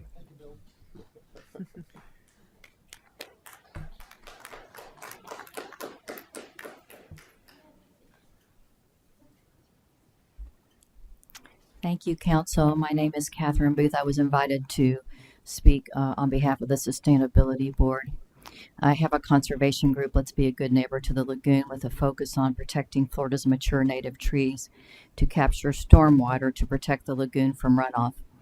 It's my understanding that the vote tonight was to approve reformatting of the ordinance. However, there are changes that can be made to improve the ordinance in regard to lagoon protections. It's good that single-family homes are already included in Chapter 175. Section 175.021 allows 100% non-native turf grass lawns and specifically prohibits natives in swales. The environmental community recommends low-growing native ground covers instead of turf to be included in the table. For an example of this being done elsewhere, the city of Vero Beach restricted turf grass to 25% of the landscape in 2022. Also in section .021, please allow medium canopy trees as well as small trees, which are currently omitted. Southern live oaks are the tree most important for shade and ecological benefits, but in the urban setting, they are never allowed to be their most beautiful mature size because of routine pruning at great cost to the city taxpayer. Medium and small trees could be utilized much more in urban landscapes to reduce space and cost. Thank you for prohibiting hat racking and topping in section something's happening here with my phone, 175.028, but another pruning method, thinning, is expressly allowed. However, pruning native trees for wind resistance is not scientific, and the substantial loss of leaves from egregious pruning methods of raising, thinning, and lion's tailing removes the benefits found only at the leaf level. The benefits of leaves provided to the city for free are stated in the preamble of the landscape ordinance as assisting with climate control and water quality. In Chapter 179, Ocean Research Conservation Association recommends a 20-foot shoreline buffer of native plants on lagoon waterfront property and buffers on edges of stormwater ponds to filter pollutants before the stormwater reaches the lagoon. A final recommendation, Indian River County prohibits cypress mulch to prevent deforestation of cypress wetlands.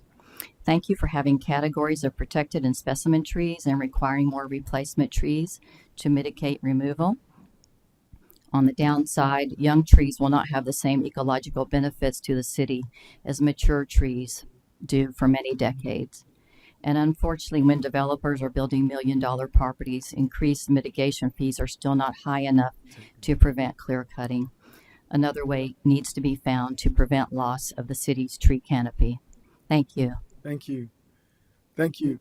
Next speaker. Before we carry on,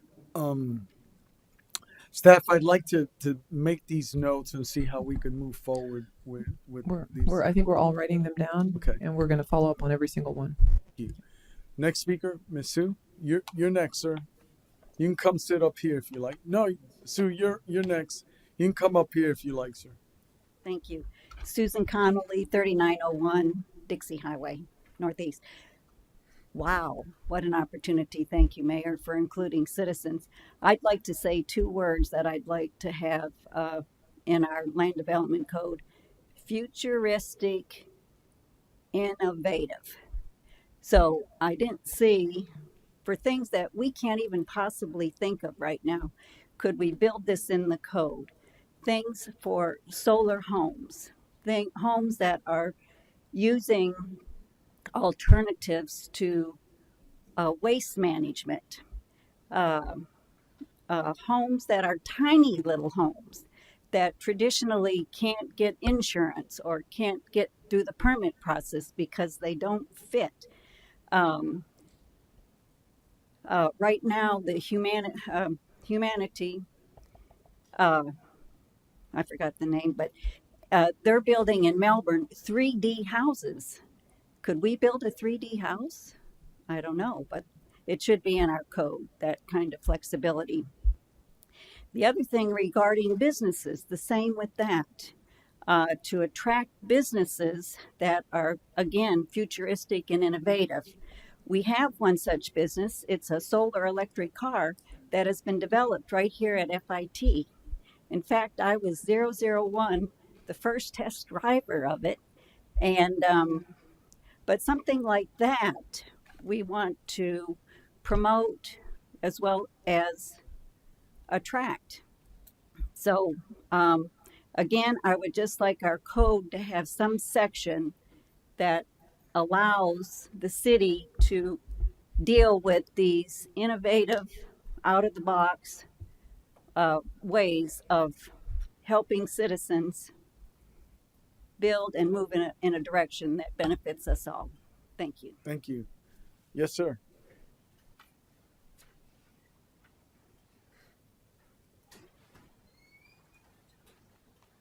Ken Farley, 1940 Windbrook Drive. Can you speak into the mic, sir? Thank you.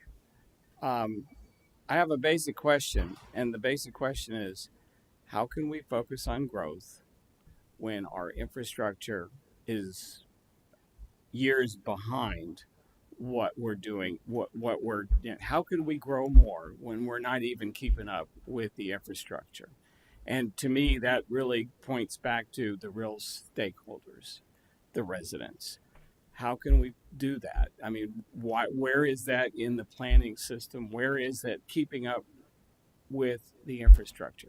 You look at it water, you look at it sewage, you look at it roads, everything. Just go up and down Malabar Road. Try to get on 95. Why would we want to grow more when we're not even keeping up with our infrastructure? That's my basic question. Oh, thank you, sir. And we'll get someone to answer that. But before you can have a seat, sir. If you're done, sir. Okay, so just a second. Wanted to just explain the process and the last time that this council had a comprehensive plan accomplished. One of the goals was to get a comprehensive plan. So would you please explain the process of how we got here and what it is that we're doing? So the comprehensive plan had not been updated for many years. Multiple decades, perhaps? Decades, yes, sir. And so therefore our comprehensive plan and our land development codes were equally outdated. Everything was outdated. So 2-3 years ago, I guess we started on this journey to update everything. It was a massive undertaking. So last year was when the comprehensive plan finally got updated and adopted by council. And so it's taken us all the time. We started before that, but all the time since then to now to update our land development ordinances to match up. So a lot of the issues we see today are because the comprehensive plan and the ordinances didn't keep up with changes, not just at the state level, but also in the world in which we live in. So we are absolutely 100% agree playing catch up right now. We know that we're in that place. And so, just jumping ahead to next week's meeting, I have a massive discussion with council to talk about millions of dollars we need to spend on new fire stations because we're trying to catch up on things like that. The roads are no exception. So, I mean, I could talk for a long time, I'm sure, on all the things we're doing to plan for. We have multiple major roadways that are under design right now for widening. We're working on right-of-way acquisition. And I'd be happy to get your contact information, sir, and talk through that with you afterward if you'd like to go through some of your concerns and tell you where we're at on working on those if you'd like. Yeah, thank you. If you wouldn't mind leaving your contact information, because it is a huge overhaul. You're absolutely right. We're way behind. We've been behind 10 years ago. We were behind. Next speaker. Yes, thank you. Roger Adams, 968 Ulster Avenue Southeast, Palm Bay 32909. My wife and I are here tonight because we were notified, it was back in May, of a meeting for a development that was planned across the street from us in an area that's currently undeveloped. It's zoned for some kind of open space. I think originally they intended to make it into a park or a school. Anyway, it's about 12 acres or so. It's off of Ulster Avenue. And so we, of course... Sir, I don't want to cut you off, but we're okay. We're talking about... I'm just telling you why I'm here. Okay. Yeah. We don't know where that's at. It's somewhere in the process, and we don't know if that's one of the things that are listed here as far as the changes that have already been made. Possibly the developers we're expecting them to show up at any time. No. But I wanted to mainly just echo what the last gentleman had to say, because our big concern for what's going on in our area, which is all single family residences, sir, but I have to cut you off, because we're not talking about any other projects. That what's before us is the land development code. And the land development code is now. If you're going to share with me about your issue at a certain, okay, so then carry on. No. Carry on.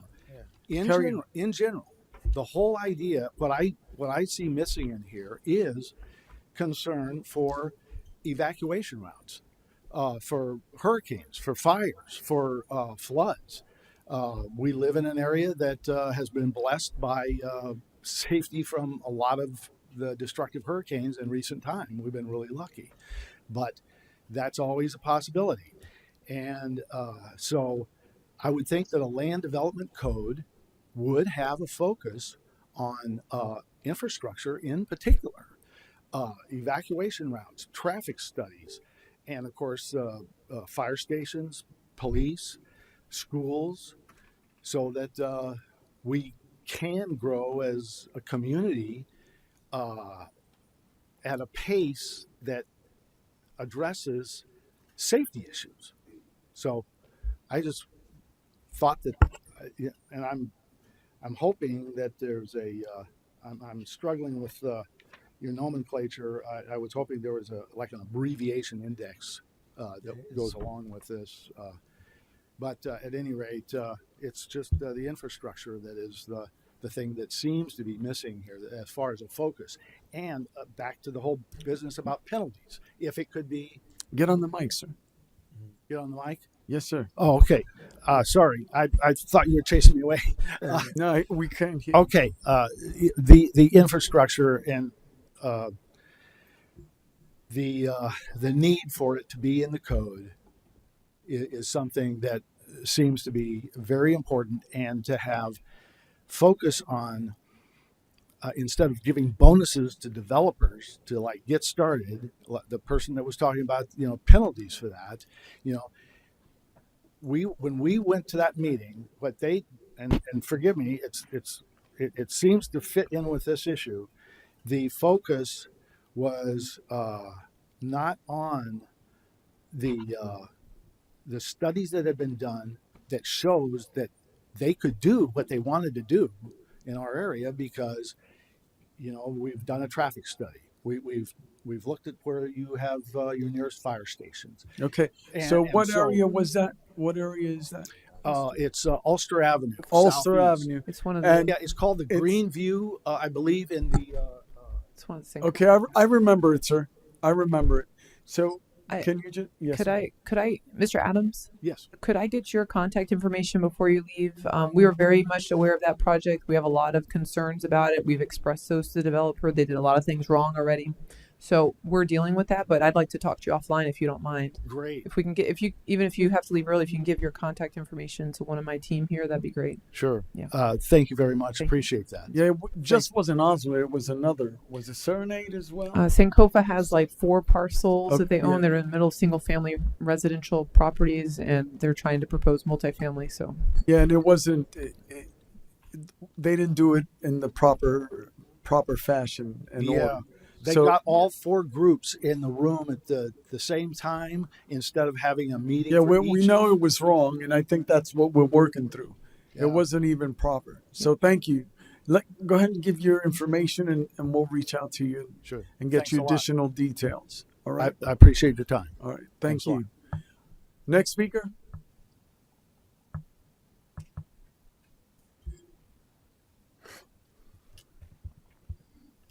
So we documented the clusters, and okay. Yes, I wanted to add to the cluster problem. Okay. So good evening, and I do want to thank you again for, it was a great PowerPoint and a lot of work. Pat Dalbro, 410 Georges Avenue. So back to the cluster, we fought for a year and a half. There were several developers that wanted to develop inside a residential area. So you all know what those were, off of Fallon on both sides, behind Centerpoint and several other places. So the concern that we talked about last night is that that would kind of make it easier for developers to come in and use that as a reason to develop. So, and somebody brought up the Bayside Golf Course, that could also be an easy way to get developers in there. So that needs to I think that needs to be taken out totally. The other thing is that there are a lot of codes and ordinances they're great, but we need to make sure that building department or whatever department follows up on each one of those. I have several areas in my neighborhood, actually a lot, of people who have built. They have not replaced any trees at all. They tore all the trees down. There are no trees replaced. And so I want to know who's going to follow up on that. And we've called building department many times on different aspects of the building. So again, who's going to be responsible? Who's going to keep up with all these ordinances and make sure they follow through? Thank you. Thank you. You know, regarding those, everyone knows that I'm all about 1 acre and 5 acre lots and maintaining those. Okay. You guys are considering that, I'm sure. Somehow. Okay. Next speaker. Yes, sir. Please state your name. Come on up. Mayor, as the next speaker coming forward, one other thing, I believe building's not here for, especially when it comes to new residential construction. No house, single family house, can get a final CO without having at least 4 trees and I believe 10 shrubs. As it should be. So that's what it's supposed to be. So if that's not the case, we need to know what those addresses are, and that should be what it is. And I know, I know that's the rule. So I'll be interested to find out who it is, where, and so on. So once they move in and they remove it, it's property rights, correct? Okay. That's a whole different story. I just there. that's property rights. Okay. Carry on, sir. My name is Jared Elkins. I am the president and founder of Alethea Holdings, and I'd like to take an opportunity first and foremost to thank Mayor Medina, Deputy Mayor Felix, Ms. Sherman, thank you so much. Councilman Johnson, thank you so much for all of the conversations, all of the meetings, which have proven to be quite fruitful. I am pleased to announce that Alethea Holdings has selected Palm Bay to make it its global headquarters. We will be bringing the Alethea Foundation, which is our non-operational foundation, which works with local charities. We are not an actual charity. We work with local charities and local stakeholders by design. What we are looking to do is build a partnership with city government and city management, which we have begun in earnest over the summer. And I am absolutely pleased to announce that we have, as I said, elected Palm Bay over Reno, and we will begin next week in earnest for formal negotiations, application processes, and moving forward. Mayor Medina, I share your vision for what Palm Bay could be, and what an exciting opportunity we have in front of us today, having a newly minted comprehensive plan and the opportunity to engage residential stakeholders, developers, investors, entrepreneurs, Chamber of Commerce, and local government collectively and collaboratively, that we can provide for something that we can all stand heads held high, that we did this. This wasn't forced on anyone by anyone. This was a collaborative effort put together for the community, by the community, of the community. And that, by definition, is how you build community. I am so pleased to hear that we are tabling this discussion, giving everyone the ample opportunity to come forward in a collective environment where everyone is represented in the process. We have a development subsidiary within Alethea Holdings, but I want to be very clear about something. We are not trying to be GDC. We are not trying to be ExxonMobil of the 90s. What we are wanting to do is be one more stakeholder developing for the benefit of Palm Bay alongside a DR Horton or a Pulte or a commercial developer of your choosing. What we want to do is we want the foundation to facilitate the vision board, which is something that I'll be explaining next week. I intend to slate a full presentation for next week of the Alethea Impact Plan. So I look forward to that. And again, thank you all for everything you did to facilitate this process and make my team and myself feel very welcome. I did raise my children here in Southeast Palm Bay. They have since graduated, and I have moved over to Melbourne Beach, where it's much quieter.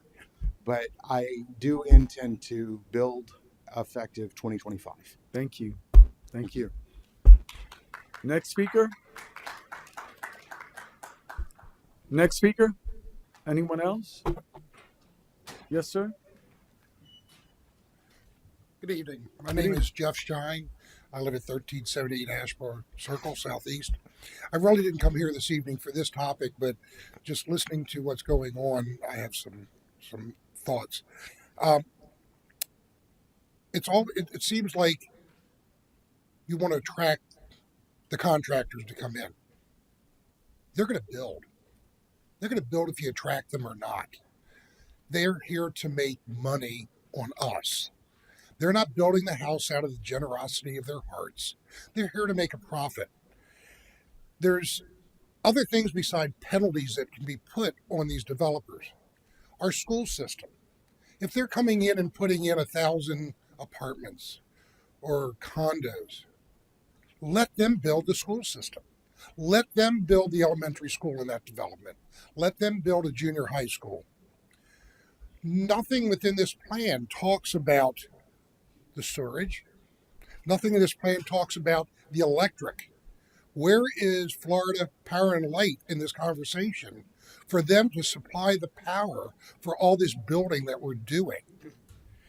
Nothing is there for the fire and police. You're building high residential units where myself as a homeowner, when I'm paying in my property tax towards the public services, you're taking a piece of property that might build 20 homes, putting an apartment complex on that's holding 100 families. There's no way those 100 families are paying the same equitable amount for the public service as a homeowner pays on his property tax. Yes, they're paying rent, but the person that owns the apartment complex is not paying his fair share for the infrastructure. You have open spaces. Great. What are they going to do? Just be trees? Why are we as a county park system paying to put the park or the playground in there? The developer is developing to make a profit. He's going to make a profit. And I don't think we have to be afraid of them not coming to Palm Bay. Palm Bay is suddenly becoming the next Orlando. We're overdeveloping. You cannot drive down the road. Look at Ellis Road. Our governor cut the budget off to widen Ellis Road. Try to go from NASA down Ellis to get on to I-95 at 4 o'clock in the afternoon. It's backed up all the way back to Wickham. So we need to develop. We're going to develop. But the contractors are really not our friends. Our contractors are there to build to make money. If they can't make money, they're not going to be here. So let them pay for the infrastructure also with their development plan. Thank you. Thank you. Anyone else wish to speak for or against this item? Anyone else wish to speak? Okay, I need a motion to table this, I guess. Do we need a time certain? Yes, you have to table it to a date certain. Okay. I'll entertain a motion. Quick question. Has Linda Weatherman reached out about August 22nd or? We haven't picked, because we were waiting until tonight, we haven't advertised any dates yet for the 22nd or 29th. I know both EDC and the Chamber, we did reach out to them on some prior interaction and invited them. Separate other meetings we invited them to. But no, none of those individuals have been reached out to yet, but we're going to have multiple sessions. And if we have to have one-on-one meetings with certain parties, we're open to doing that too. Okay. Whoever you tell us are the priorities, we'll make sure, even if we just have to have, a 20-minute conversation with them separately to find out what's important to them, we can do that. Then I'm fine with the 29th then. So let me make a motion first before I start the. Yeah, I'll go with whatever you guys want. So, I need a motion. Okay, I'll make a motion to table this item till August 29th. Second. Did you want the 22nd, sir? I would support the 22nd or Okay. the 29th. I'd just cut down a little. On the amount of meetings. Yeah. Oh, do you have something going on? Did that not work for you? No, I could do either one. That's why I'm Yeah, Okay, flexible. I'm good. 22nd is good if you want. Okay, then you'll. Move my second. Councilman Weinberg? Okay. 22nd. So Okay, then, if you'll remove your second, withdraw, withdraw your second. and I amend my motion to the 22nd of August, not the 29th. Second. Okay. Got a motion to table this to August 22nd One more comment, Mayor. by Councilman Johnson, seconded by Deputy Mayor Felix. Carry on. Thank you, Mayor.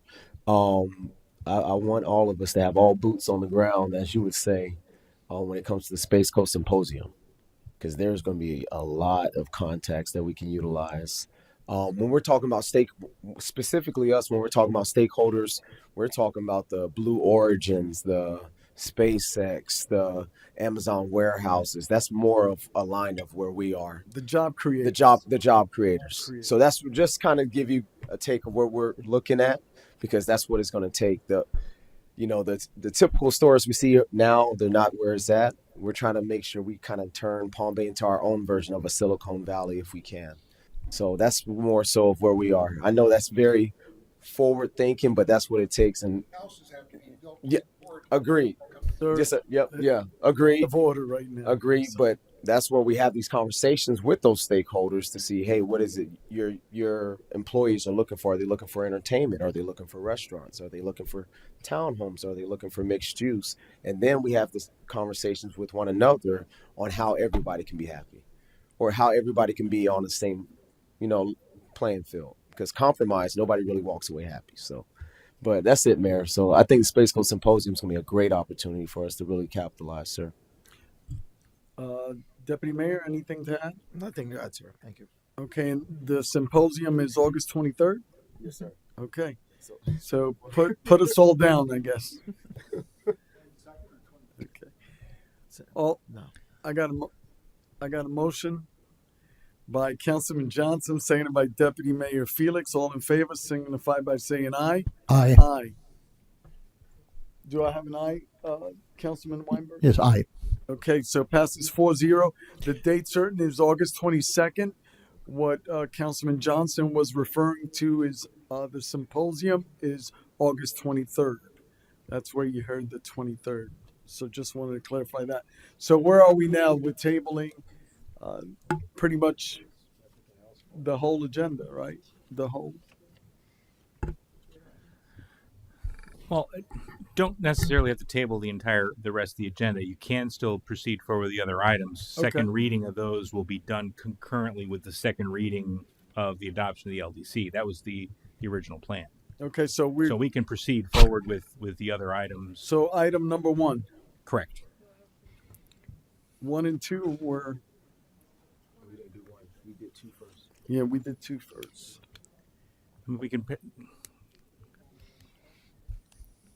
can still, it's still just the first reading, and this first reading is continued. It won't be adopted, and it won't be implemented until second reading.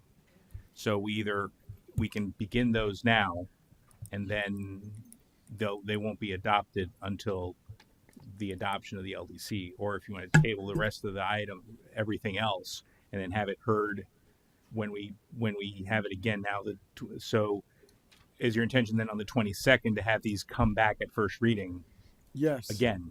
So yeah, because this isn't a first reading at that point. So as to the repeal, the other ones are related to the LDC, but only in that those are items that are not land development related that are being moved to the Code of Ordinances. So items 3 through the remainder ones, you can proceed to those first reading because they're not amendments as in they're going away or being changed. They're being shifted from one section of the code to another section. Okay. So then we're going to item number 3. Well, you can proceed to table 1. If you want to table 1, I need a motion to table 1. I need a motion to table item number 1. Motion to table item number 1 to August 22nd. Second. Got a motion by Councilman Johnson, seconded by Councilman Weinberg. All in favor, signify by saying aye. Aye. Passes 4-0. So items 1 and 2 were tabled to August 22nd. Item number 3, Mr. Rodriguez. Okay, ordinance 2024-35, an ordinance of the City of Palm Bay, Brevard County, Florida, amending the Code of Ordinances, Title III Administration, Chapter 33 Fire Department by creating a new subchapter, Fire Prevention and Protection, Buildings and Structures, providing for the repeal of ordinances or parts of ordinances in conflict herewith, providing for inclusion in the City of Palm Bay Code of Ordinances, providing for a severability clause, providing for an effective date. Madam Sherman. Thank you, Mayor. I will turn it over to either Lisa or Joan to cover the item. I apologize. I'm not sure which item we're on because we Um, mentioned Item item number 3. three. Well, it's Business technically number business number New one. business one. Oh, as you Apologies. were. Yes, sorry. All right. I'm good. I understand. Business number I was thinking there was 3. no public hearing 3. So we're on business number 1, Yes. correct? Okay. 3. So this is Oh, No, one. business number 1, ordinance 2024-35. yes. New business number 1. Okay. So this is going to be the case for all of the items under business 1 through 9. These are coming out of the Land Development Code, as they're not required to be in the Land Development Code, and they will be placed in those chapters as referenced within the individual ordinances within the Palm Bay Code of Ordinances. So it will still remain in the Palm Bay Code of Ordinances. It'll just come out of Title 17 Land Development Code. My Okay. understanding is there are no changes to any of the following business items 1 through 9. They're just relocating. Anyone in the audience wish to speak for or against this item? We're on new business item number 1.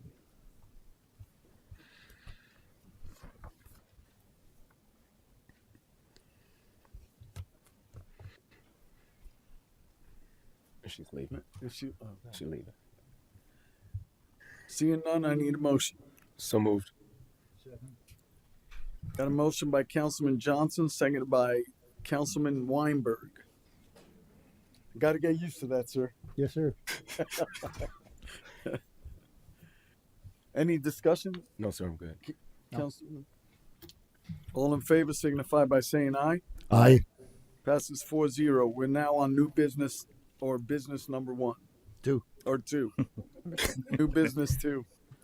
Ordinance 2024-36, an ordinance of the City of Palm Bay, Brevard County, Florida, amending the Code of Ordinances, Title 7, Traffic and Vehicles, Chapter 74, Stopping, Standing, and Parking, Subchapter Parking Regulation by including provisions for vehicles in residential areas, providing for the repeal of ordinances or parts of ordinances in conflict herewith, providing for inclusion in the City of Palm Bay Code of Ordinances, providing for a severability clause, providing for an effective date.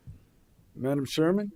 Thank you, Mayor. This will be the same for all of them. So it's just a shifting of existing language into a new section of the ordinance. Anyone in the audience wish to step right up, sir?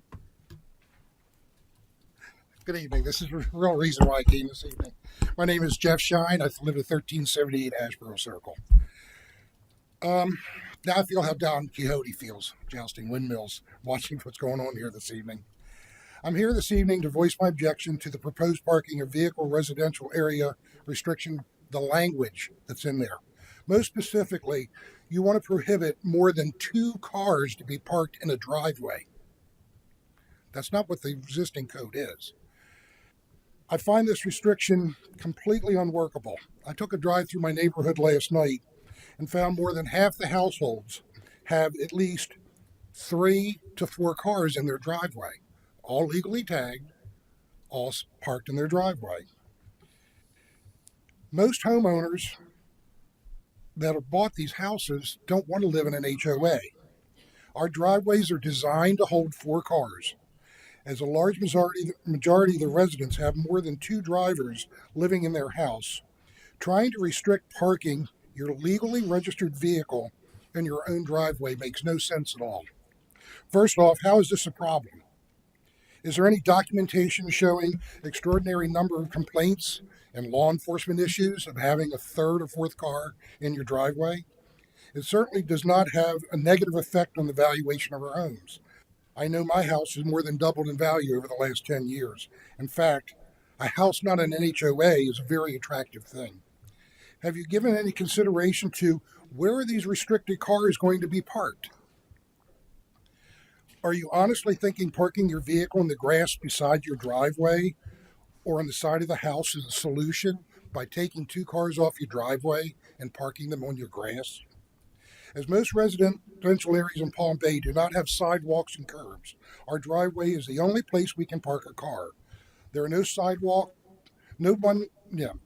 As there are no sidewalks, people walking or riding bicycles do not cross our driveway as they walk or ride in the street.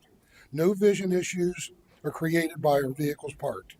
This bill has the appearance of trying to override the new state law against homeowner associations' parking restrictions. To summarize, most homeowners have more than two drivers and two cars. Many extended families are living together because of the cost of home ownership. This regulation will create an unenforceable burden on our police and code enforcers as it's an unmanageable suggestion. It's a blatant attempt to restrict the freedom of government oversight. Where are we going to park our cars? To what end does this improve the quality of life of our citizens? Our current code 93.044 more than addresses the needs to control parking on privately owned property. Let the current code stand by itself. Just because you can enact a rule of code doesn't mean you need to.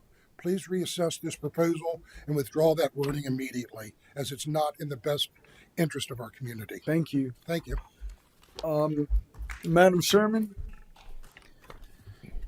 Yes, sir. I'm gonna defer to staff in a second, but I just pulled up our current regulation of vehicles in residential areas ordinance, the current ordinance. And 185.123 says that prohibited parking, section 1A, it says a maximum of two operable vehicles per property are permitted to be parked on the side of the driveway opposite the front door of the residence. I only say that to point out that this item we're considering is just a shifting of the existing language from one section of the code to another section of the code. So our language says two cars in a driveway. Perhaps you'd like to elaborate? I'm sorry, sir. When I'm reading this, I believe that perhaps you have misinterpreted, and I would love to sit with you and discuss this with you, because when it says That's what you had published online. no, I understand it's the code that we've had. It hasn't Sir, changed. I'm gonna. So perhaps you and I could sit down maybe tomorrow or something. I can It actually says the vehicles shall not exceed two on a single side or on each side. But it's talking about in front of the house. In front of the house. It's not yes. talking about in the driveway. And then when you go to the residential parking, when it says a maximum of two vehicles are permitted to be parked on the sides of a residence. So it's talking outside of the driveway itself. In what you published, it says two operable vehicles can be parked on the paved driveway or it's adjacent to it. That's what you put in the new wording. Okay. It does not say in the existing rule paved driveway. You added that in, meaning you're restricting the person to only two cars on your driveway. I hope you're not looking at something that's been published that I haven't, that I'm looking at. I would love to see, and I'd love to talk Okay, to you yeah. further. Can we just talk through that for a second? Of course. Thank you, sir. Anyone else wish to speak for or against this item? Please step forward.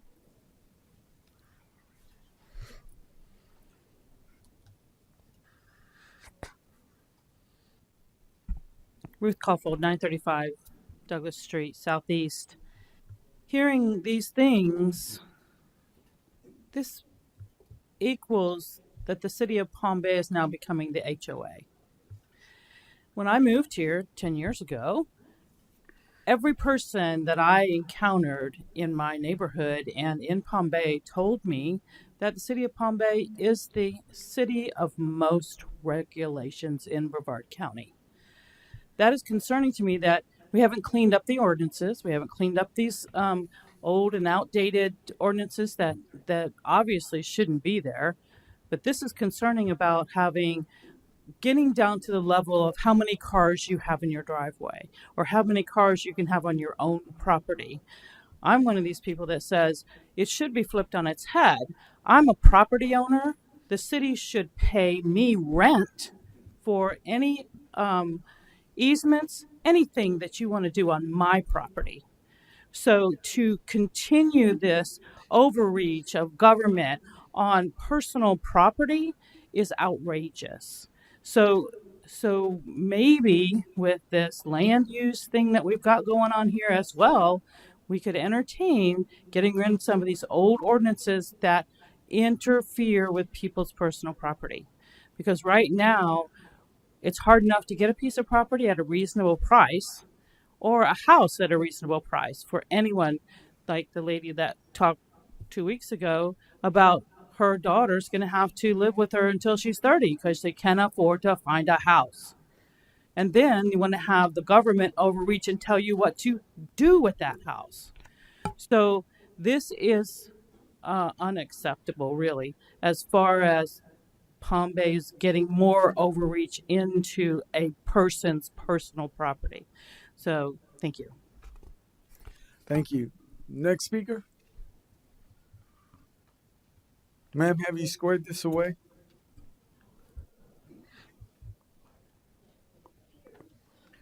I've got, and it's so there hasn't been a change to the language of the code.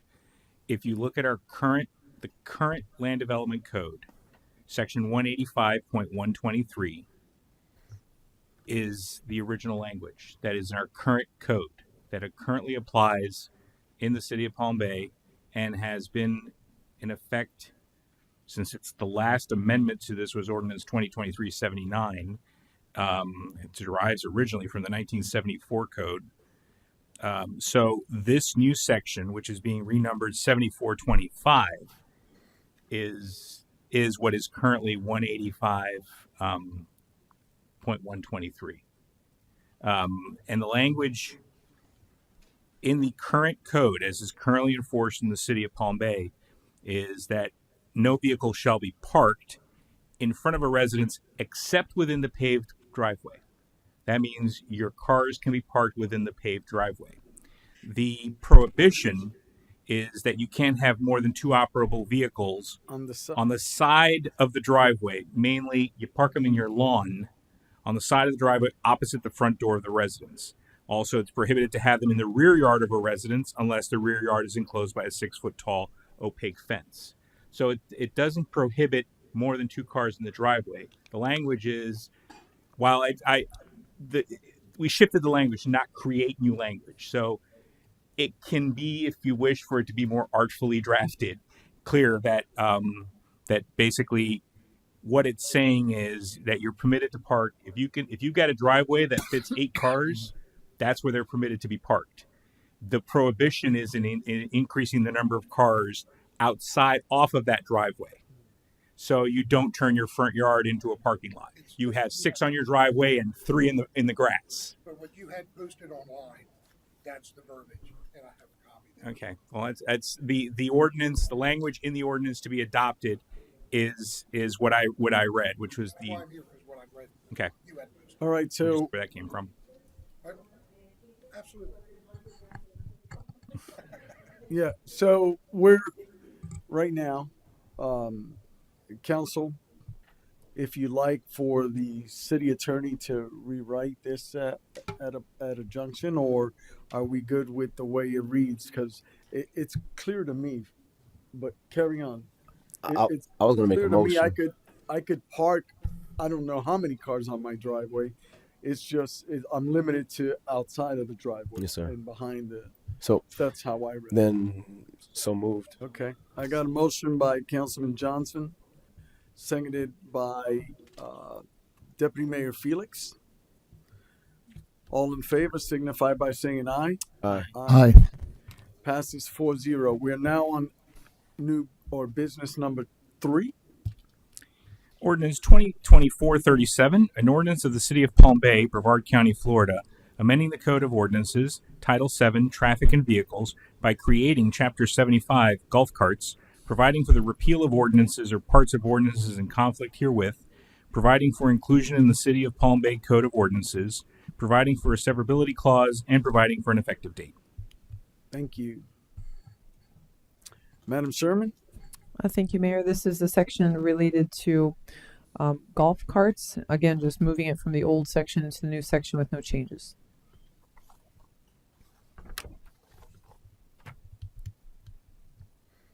Any discussion, council? Nope. Anyone wish to step forward, Master Chief? You know, if it would have been really difficult for me to call you Hey, council member. Councilman Batten. I would have been looking at Master Chief. Carry on. I'm very happy. You know, I was willing to do it, but I'm very happy that I don't have to. Copy that, sir. Hi, Bill Batten, 586 Ocean Spray Street, Southwest.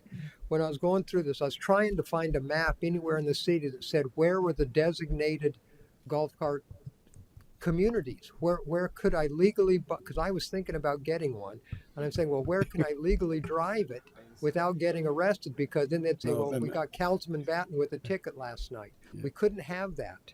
I think it's in Vieira, sir. Say again. I think it's in Vieira. Carry on. Carry on. Now I got to move. Okay. So, but I couldn't find a map anywhere that said where it would be legal. Because around me, everybody just drives on the streets because there is no 8-foot wide sidewalks where I live. Oh, in fact, there are no sidewalks where I live. So definitely there should be no golf carts where I live, evidently. But it's very popular everywhere I see, going down to Bayside Lakes, all around the golf courses. But I don't think any of those are actually designated golf cart communities. So I'm just curious. I think they're great machines, but if they're not roadworthy, and that's where everybody's putting them. Yeah, that's an excellent question. Do we have where are they? This ordinance was originally brought forth because of Emerald Lake's planned design for their community. So it was created for their future development and other developments like that.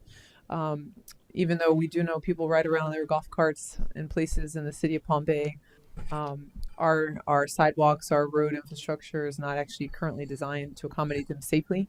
So we don't encourage people to ride around like on Emerson or Eldron. But so it's illegal. Correct.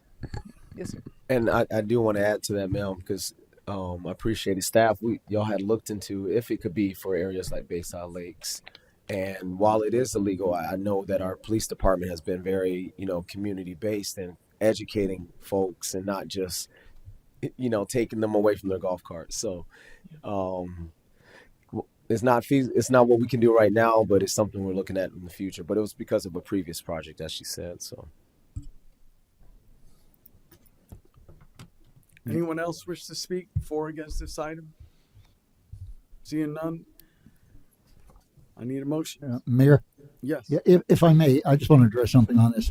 I'm like you, Bill. I see golf carts driving all over my neighborhood, including some little kids who can barely reach the pedals. But anyway, we can't really over-regulate that. I mean, our police department, as the mayor said, can hopefully educate some of these people who are driving around in the golf carts. But the prime thing of this ordinance is safety issues. And I think it effectively, addresses some of the safety issues, and banning the golf carts from where they're riding around now would be almost an impossibility. But like I said, for the safety issues, it's a good thing. I need a motion. So moved. Second. Got a motion by Councilman Johnson, second by Councilman Weinberg. You're learning. All in favor signify by saying aye. Aye. Passes 4-0. We're now on business number 4. Mr. Rodriguez. Ordinance 2024-38, an ordinance of the City of Palm Bay, Brevard County, Florida, amending the Code of Ordinances, Title 9, General Regulations, by creating Chapter 102, Public Nudity, providing for the repeal of ordinances or parts of ordinances in conflict herewith, providing for inclusion in the City of Palm Bay Code of Ordinances, providing for a severability clause, and providing for an effective date. I can take this one. Madam Sherman. Well, I'll take it, Mr. Mayor. This is just a kind of a housekeeping cleanup. This language really dealt with behavioral aspects, yes, except it was inside of our adult entertainment code in the land development code. So the language in the existing land development code, which I can relate to, it was 173.060 through. I'll get the numbers.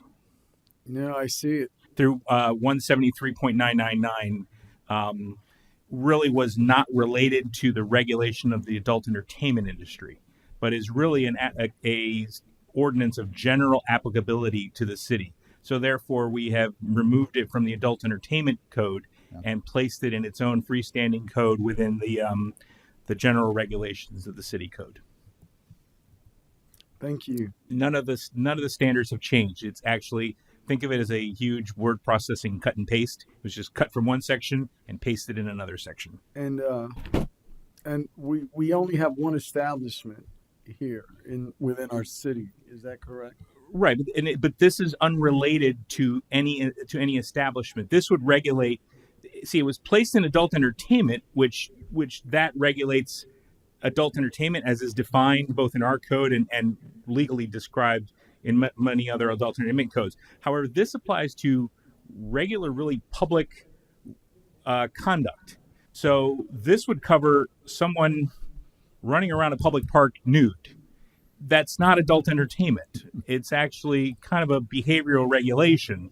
And therefore, it's more proper to be removed from the land development code to the general regulations of the Code of Ordinances. Thank you, sir. Anyone wish to speak? Step forward.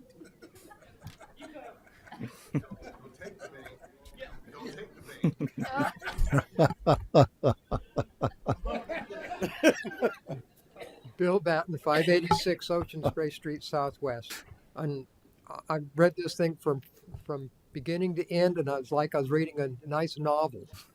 But that being said, I feel sorry for the police officer that has to break out the tape measure and actually do the measurements. I feel sorry for our police department, and that individual needs a pay raise. Thank you. Next speaker, please. Order. Ma'am, wait till you get to the mic, please. I wasn't sure I wanted to follow that. Ruth Caulfield, 935 Douglas Street, Palm Bay. I'm glad you moved it, given the times we're in. The city of Melbourne has decided to allow pride parades that have people walking down the street nude and allow it. So I'm glad that we have it here in Palm Bay, that it's no longer allowed.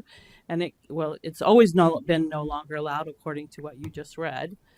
But I'm hoping that a lot of these ordinances will be enforced. One of the things about having too many laws is that they never get enforced and they're just ink on paper and they do nothing. So I hope that this will be enforced if some sort of bad behavior comes to Palm Bay. Thank you. Thank you.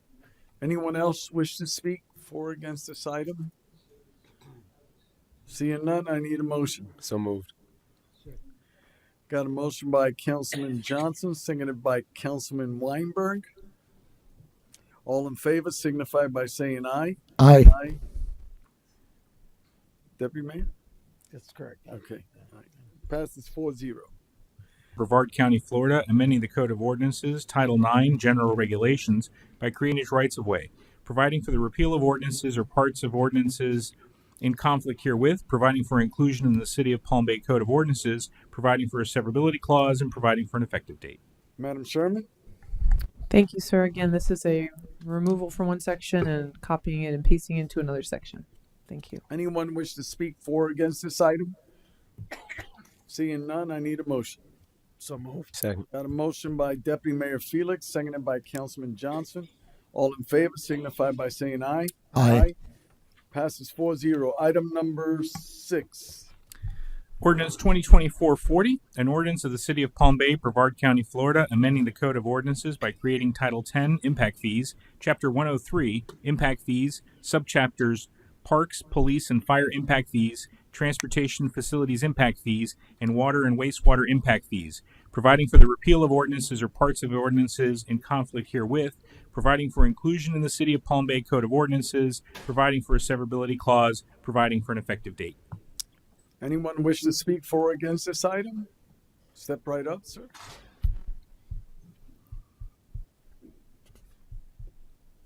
Bill Batten, 586 Ocean Spray Street Southwest.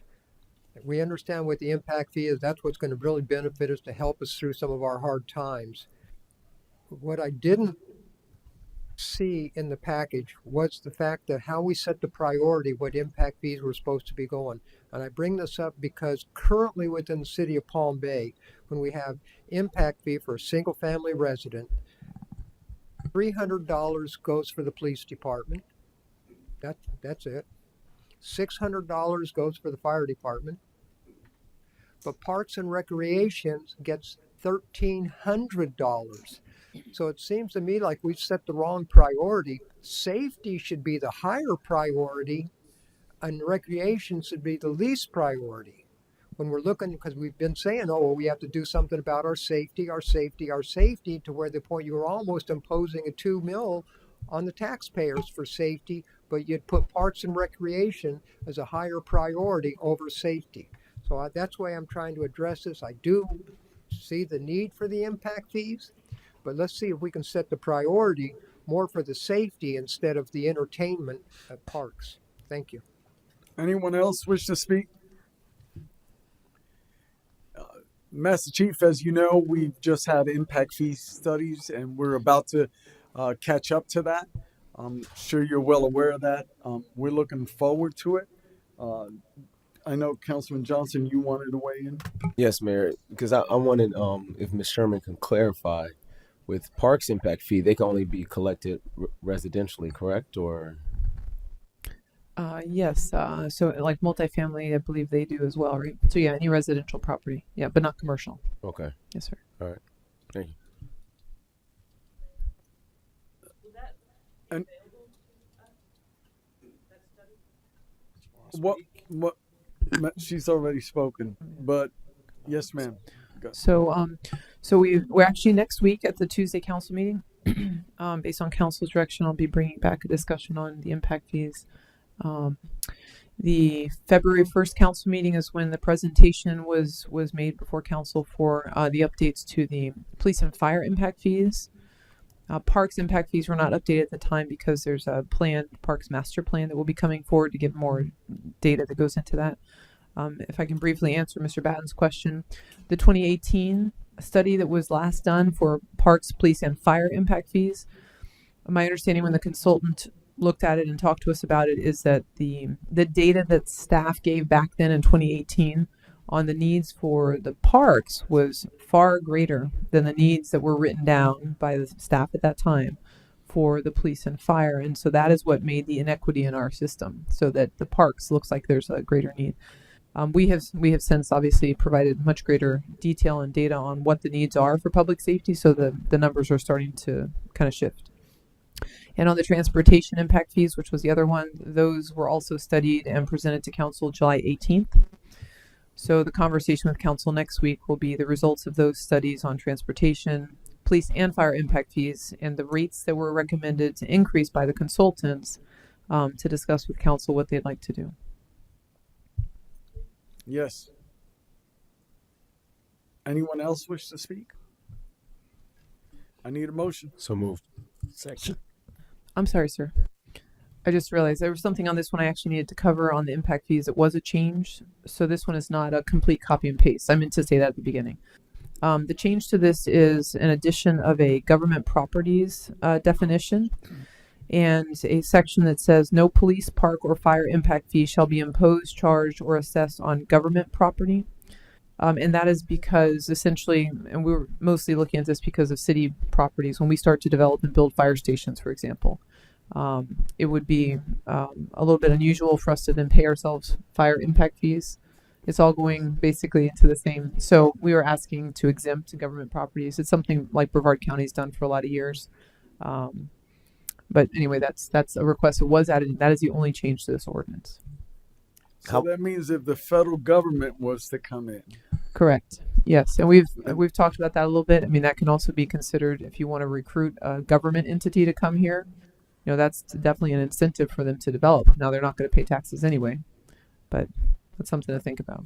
Like, The Department of Veteran Affairs. Yeah, I was thinking about because I know over on in Bayside Lakes, was the clerk of courts was expanding. Yes, Yeah. and that we went through some issues. That's an Yep. example. Yeah. That's an Yeah, example. that's exactly So that it. yeah, you follow me. So Are we referring to the next door to storage that we approved? Should the clerk of court wanted to expand a new building court in our community, that would be an incentive for them. But unfortunately, I mean, that may not They go weren't. that They side. weren't. I'm just saying. That whole area was supposed to be a courthouse, but it didn't. I thought it would be a great spot. Okay. because So yeah, I need a motion. So moved. I got a motion by Deputy Mayor Felix, Second. and a second by Councilman Weinberg. All in favor signify by saying aye. Aye. Passes 4-0. Item number 7, Mr. Rodriguez. Ordinance 2024-41, an ordinance of the City of Palm Bay, Brevard County, Florida, amending the Code of Ordinances, Title 20, Utilities Code, Chapter 201, Sewer Use, Subchapter Private Lift Stations, by including provisions related to emergency power and pumping equipment for residential and multiple family developments, providing for the repeal of ordinances, parts of ordinances in conflict herewith, providing for inclusion in the City of Palm Bay Code of Ordinances, providing for a severability clause, providing for an effective date. Madam Sherman? Thank you, Mayor. This is, again, a copy and paste, no changes to this one. It's about private lift station power. Anyone wish to speak for or against this item? Seeing none, I need a motion. So moved. Second. Got a motion by Councilman Johnson, seconded by Deputy Mayor Felix. All in favor signify by saying aye. Aye. Passes 4-0. Item number 8. Ordinance 2024-42, an ordinance of the City of Palm Bay, Brevard County, Florida, amending the Code of Ordinances, Title 20, Utilities Code, by creating Chapter 204, Stormwater Management Utility, providing for the repeal of ordinances or parts of ordinances in conflict herewith, providing for inclusion in the City of Palm Bay Code of Ordinances, providing for a severability clause, providing for an effective date. Thank you. Anyone wish to speak for or against this item? Seeing none, I'm asking for a motion. So moved. Second. Got a motion by Councilman Weinberg, seconded by Councilman Johnson. Any discussion, gentlemen? Seeing none, all in favor signify by saying aye. Aye. Aye. Passes 4-0. We're now on item 9. Ordinance 2024-43, an ordinance of the City of Palm Bay, Brevard County, Florida, amending the Code of Ordinances, Title 20, Utilities Code, by creating Chapter 205, Water Shortage Emergency, providing for the repeal of ordinances or parts of ordinances in conflict herewith, providing for inclusion in the City of Palm Bay Code of Ordinances, providing for a severability clause, providing for an effective date. Anyone in the audience wish to speak? Step forward, sir. Bill Batten, 586 Ocean Spray Street, Southwest. This is the one ordinance that I have the most unappreciative approach I could have. When I have things like the EPA, stormwater management stuff dictating, which are non-elected officials dictating on what I have to do in my life, it kind of bothers me greatly because they're non-elected officials that are dictating what I have to do and how I have to live. But I don't get to vote them in or out of office, but they have a massive impact on me. That reverts right back to the Chevron ruling. If I have these outside agencies telling me how I have to live, can I now start charging somehow? I don't know if I can now start saying because of the Chevron ruling, if I can now start contesting some stuff like this. The other thing is, if we're already running into water shortages as we're talking about, then why are we expanding the growth? Because that means we don't have the growth we don't have the sustainability for the water supply to support the growth that we're bringing into the city. It's kind of detrimental. So we can't live without the water, but you're saying we don't have enough water, but we're trying to increase the growth. So if we can't increase the growth, to maintain it, then maybe we need to stop it and let the fact that we don't have the water supply to support the lifestyle, then that should be the regulating criteria. The other thing that bothers me about this is we then take the water from the sewage water treatment plants, and anything that doesn't get reclaimed gets pumped down a deep well where it cannot be used, and we're talking millions of gallons a day. Yet you're going to regulate me from an EPA or stormwater management district. I have great conflict with this. I understand why you have it. I'm just against it. And so if I have a chance to get you to take that off the books, then I would try to do that. Thank you. Thank you. Anyone else wish to speak for or against this item? Did you want to speak, ma'am? Okay, counsel, what's your pleasure? Well, I felt like our staff, and I don't want to speak for them, they can speak for themselves, but I feel like we always have issues with the EPA or even just getting things done, especially when it comes to the Bayfront area or just waterfront area. I agree with you, Bill, on this one. I guess it might be more for our deputy city attorney. Is there anything we can do to kind of hone it in? Like, you hinted towards home rule earlier in regards to the state level, and of course the state put this in place. So yeah, I think that's a broad ask at this point, and it's not something I necessarily want to get into now. Or I can look further into it. Okay, and we can always amend this at a later date. So, all right. We already have. We are. We already. I'm sorry, sir. All right. So, anything else, Ms. Sherman? Or I was just gonna make sure so everyone knows. I'm sure Mr. Batten's aware. This ordinance was actually first adopted in 1981. We haven't touched it since then. So this language is actually the 1981 language. It's just moving from the Land Development Code into this new numbered section. The applicability of it is something we definitely could look into because we just copied and pasted again. We didn't touch it. Yes, ma'am. Okay, so maybe instead of that, we'll have Mr. Rodriguez look at this as what. We can take a look at it. I mean, if you want to direct staff, if you want to direct me to look at it, we can speak further, and I can look into what rights as a local government we do have without actually overstepping our bounds into an area that may have been preempted by either the state or the federal government. Well, it's since 1981, a lot's changed. So hopefully, you could cultivate something there, Mr. Rodriguez. So how would you want that? We just move for you to look into that, or? Well, if you're direct, I mean, you've said it here. You're directing me as such. I can look into that. We can work together. Okay, so you don't need a motion. Okay, so that concludes our meeting. This meeting's now adjourned. Did we vote on the? We voted on the. I thought. On the I didn't know we had to vote. I thought you said you did. No. We didn't vote on actually the ordinance. Is that correct? Okay, so vote on the ordinance, and then going forward, you'll look into it and bring it back to us. Okay, all right, so moved. I need a motion. Councilman Johnson, seconded by Deputy Mayor Felix. All in favor? Aye. Signify by saying aye. Aye. Passes 4-0. We are now adjourned.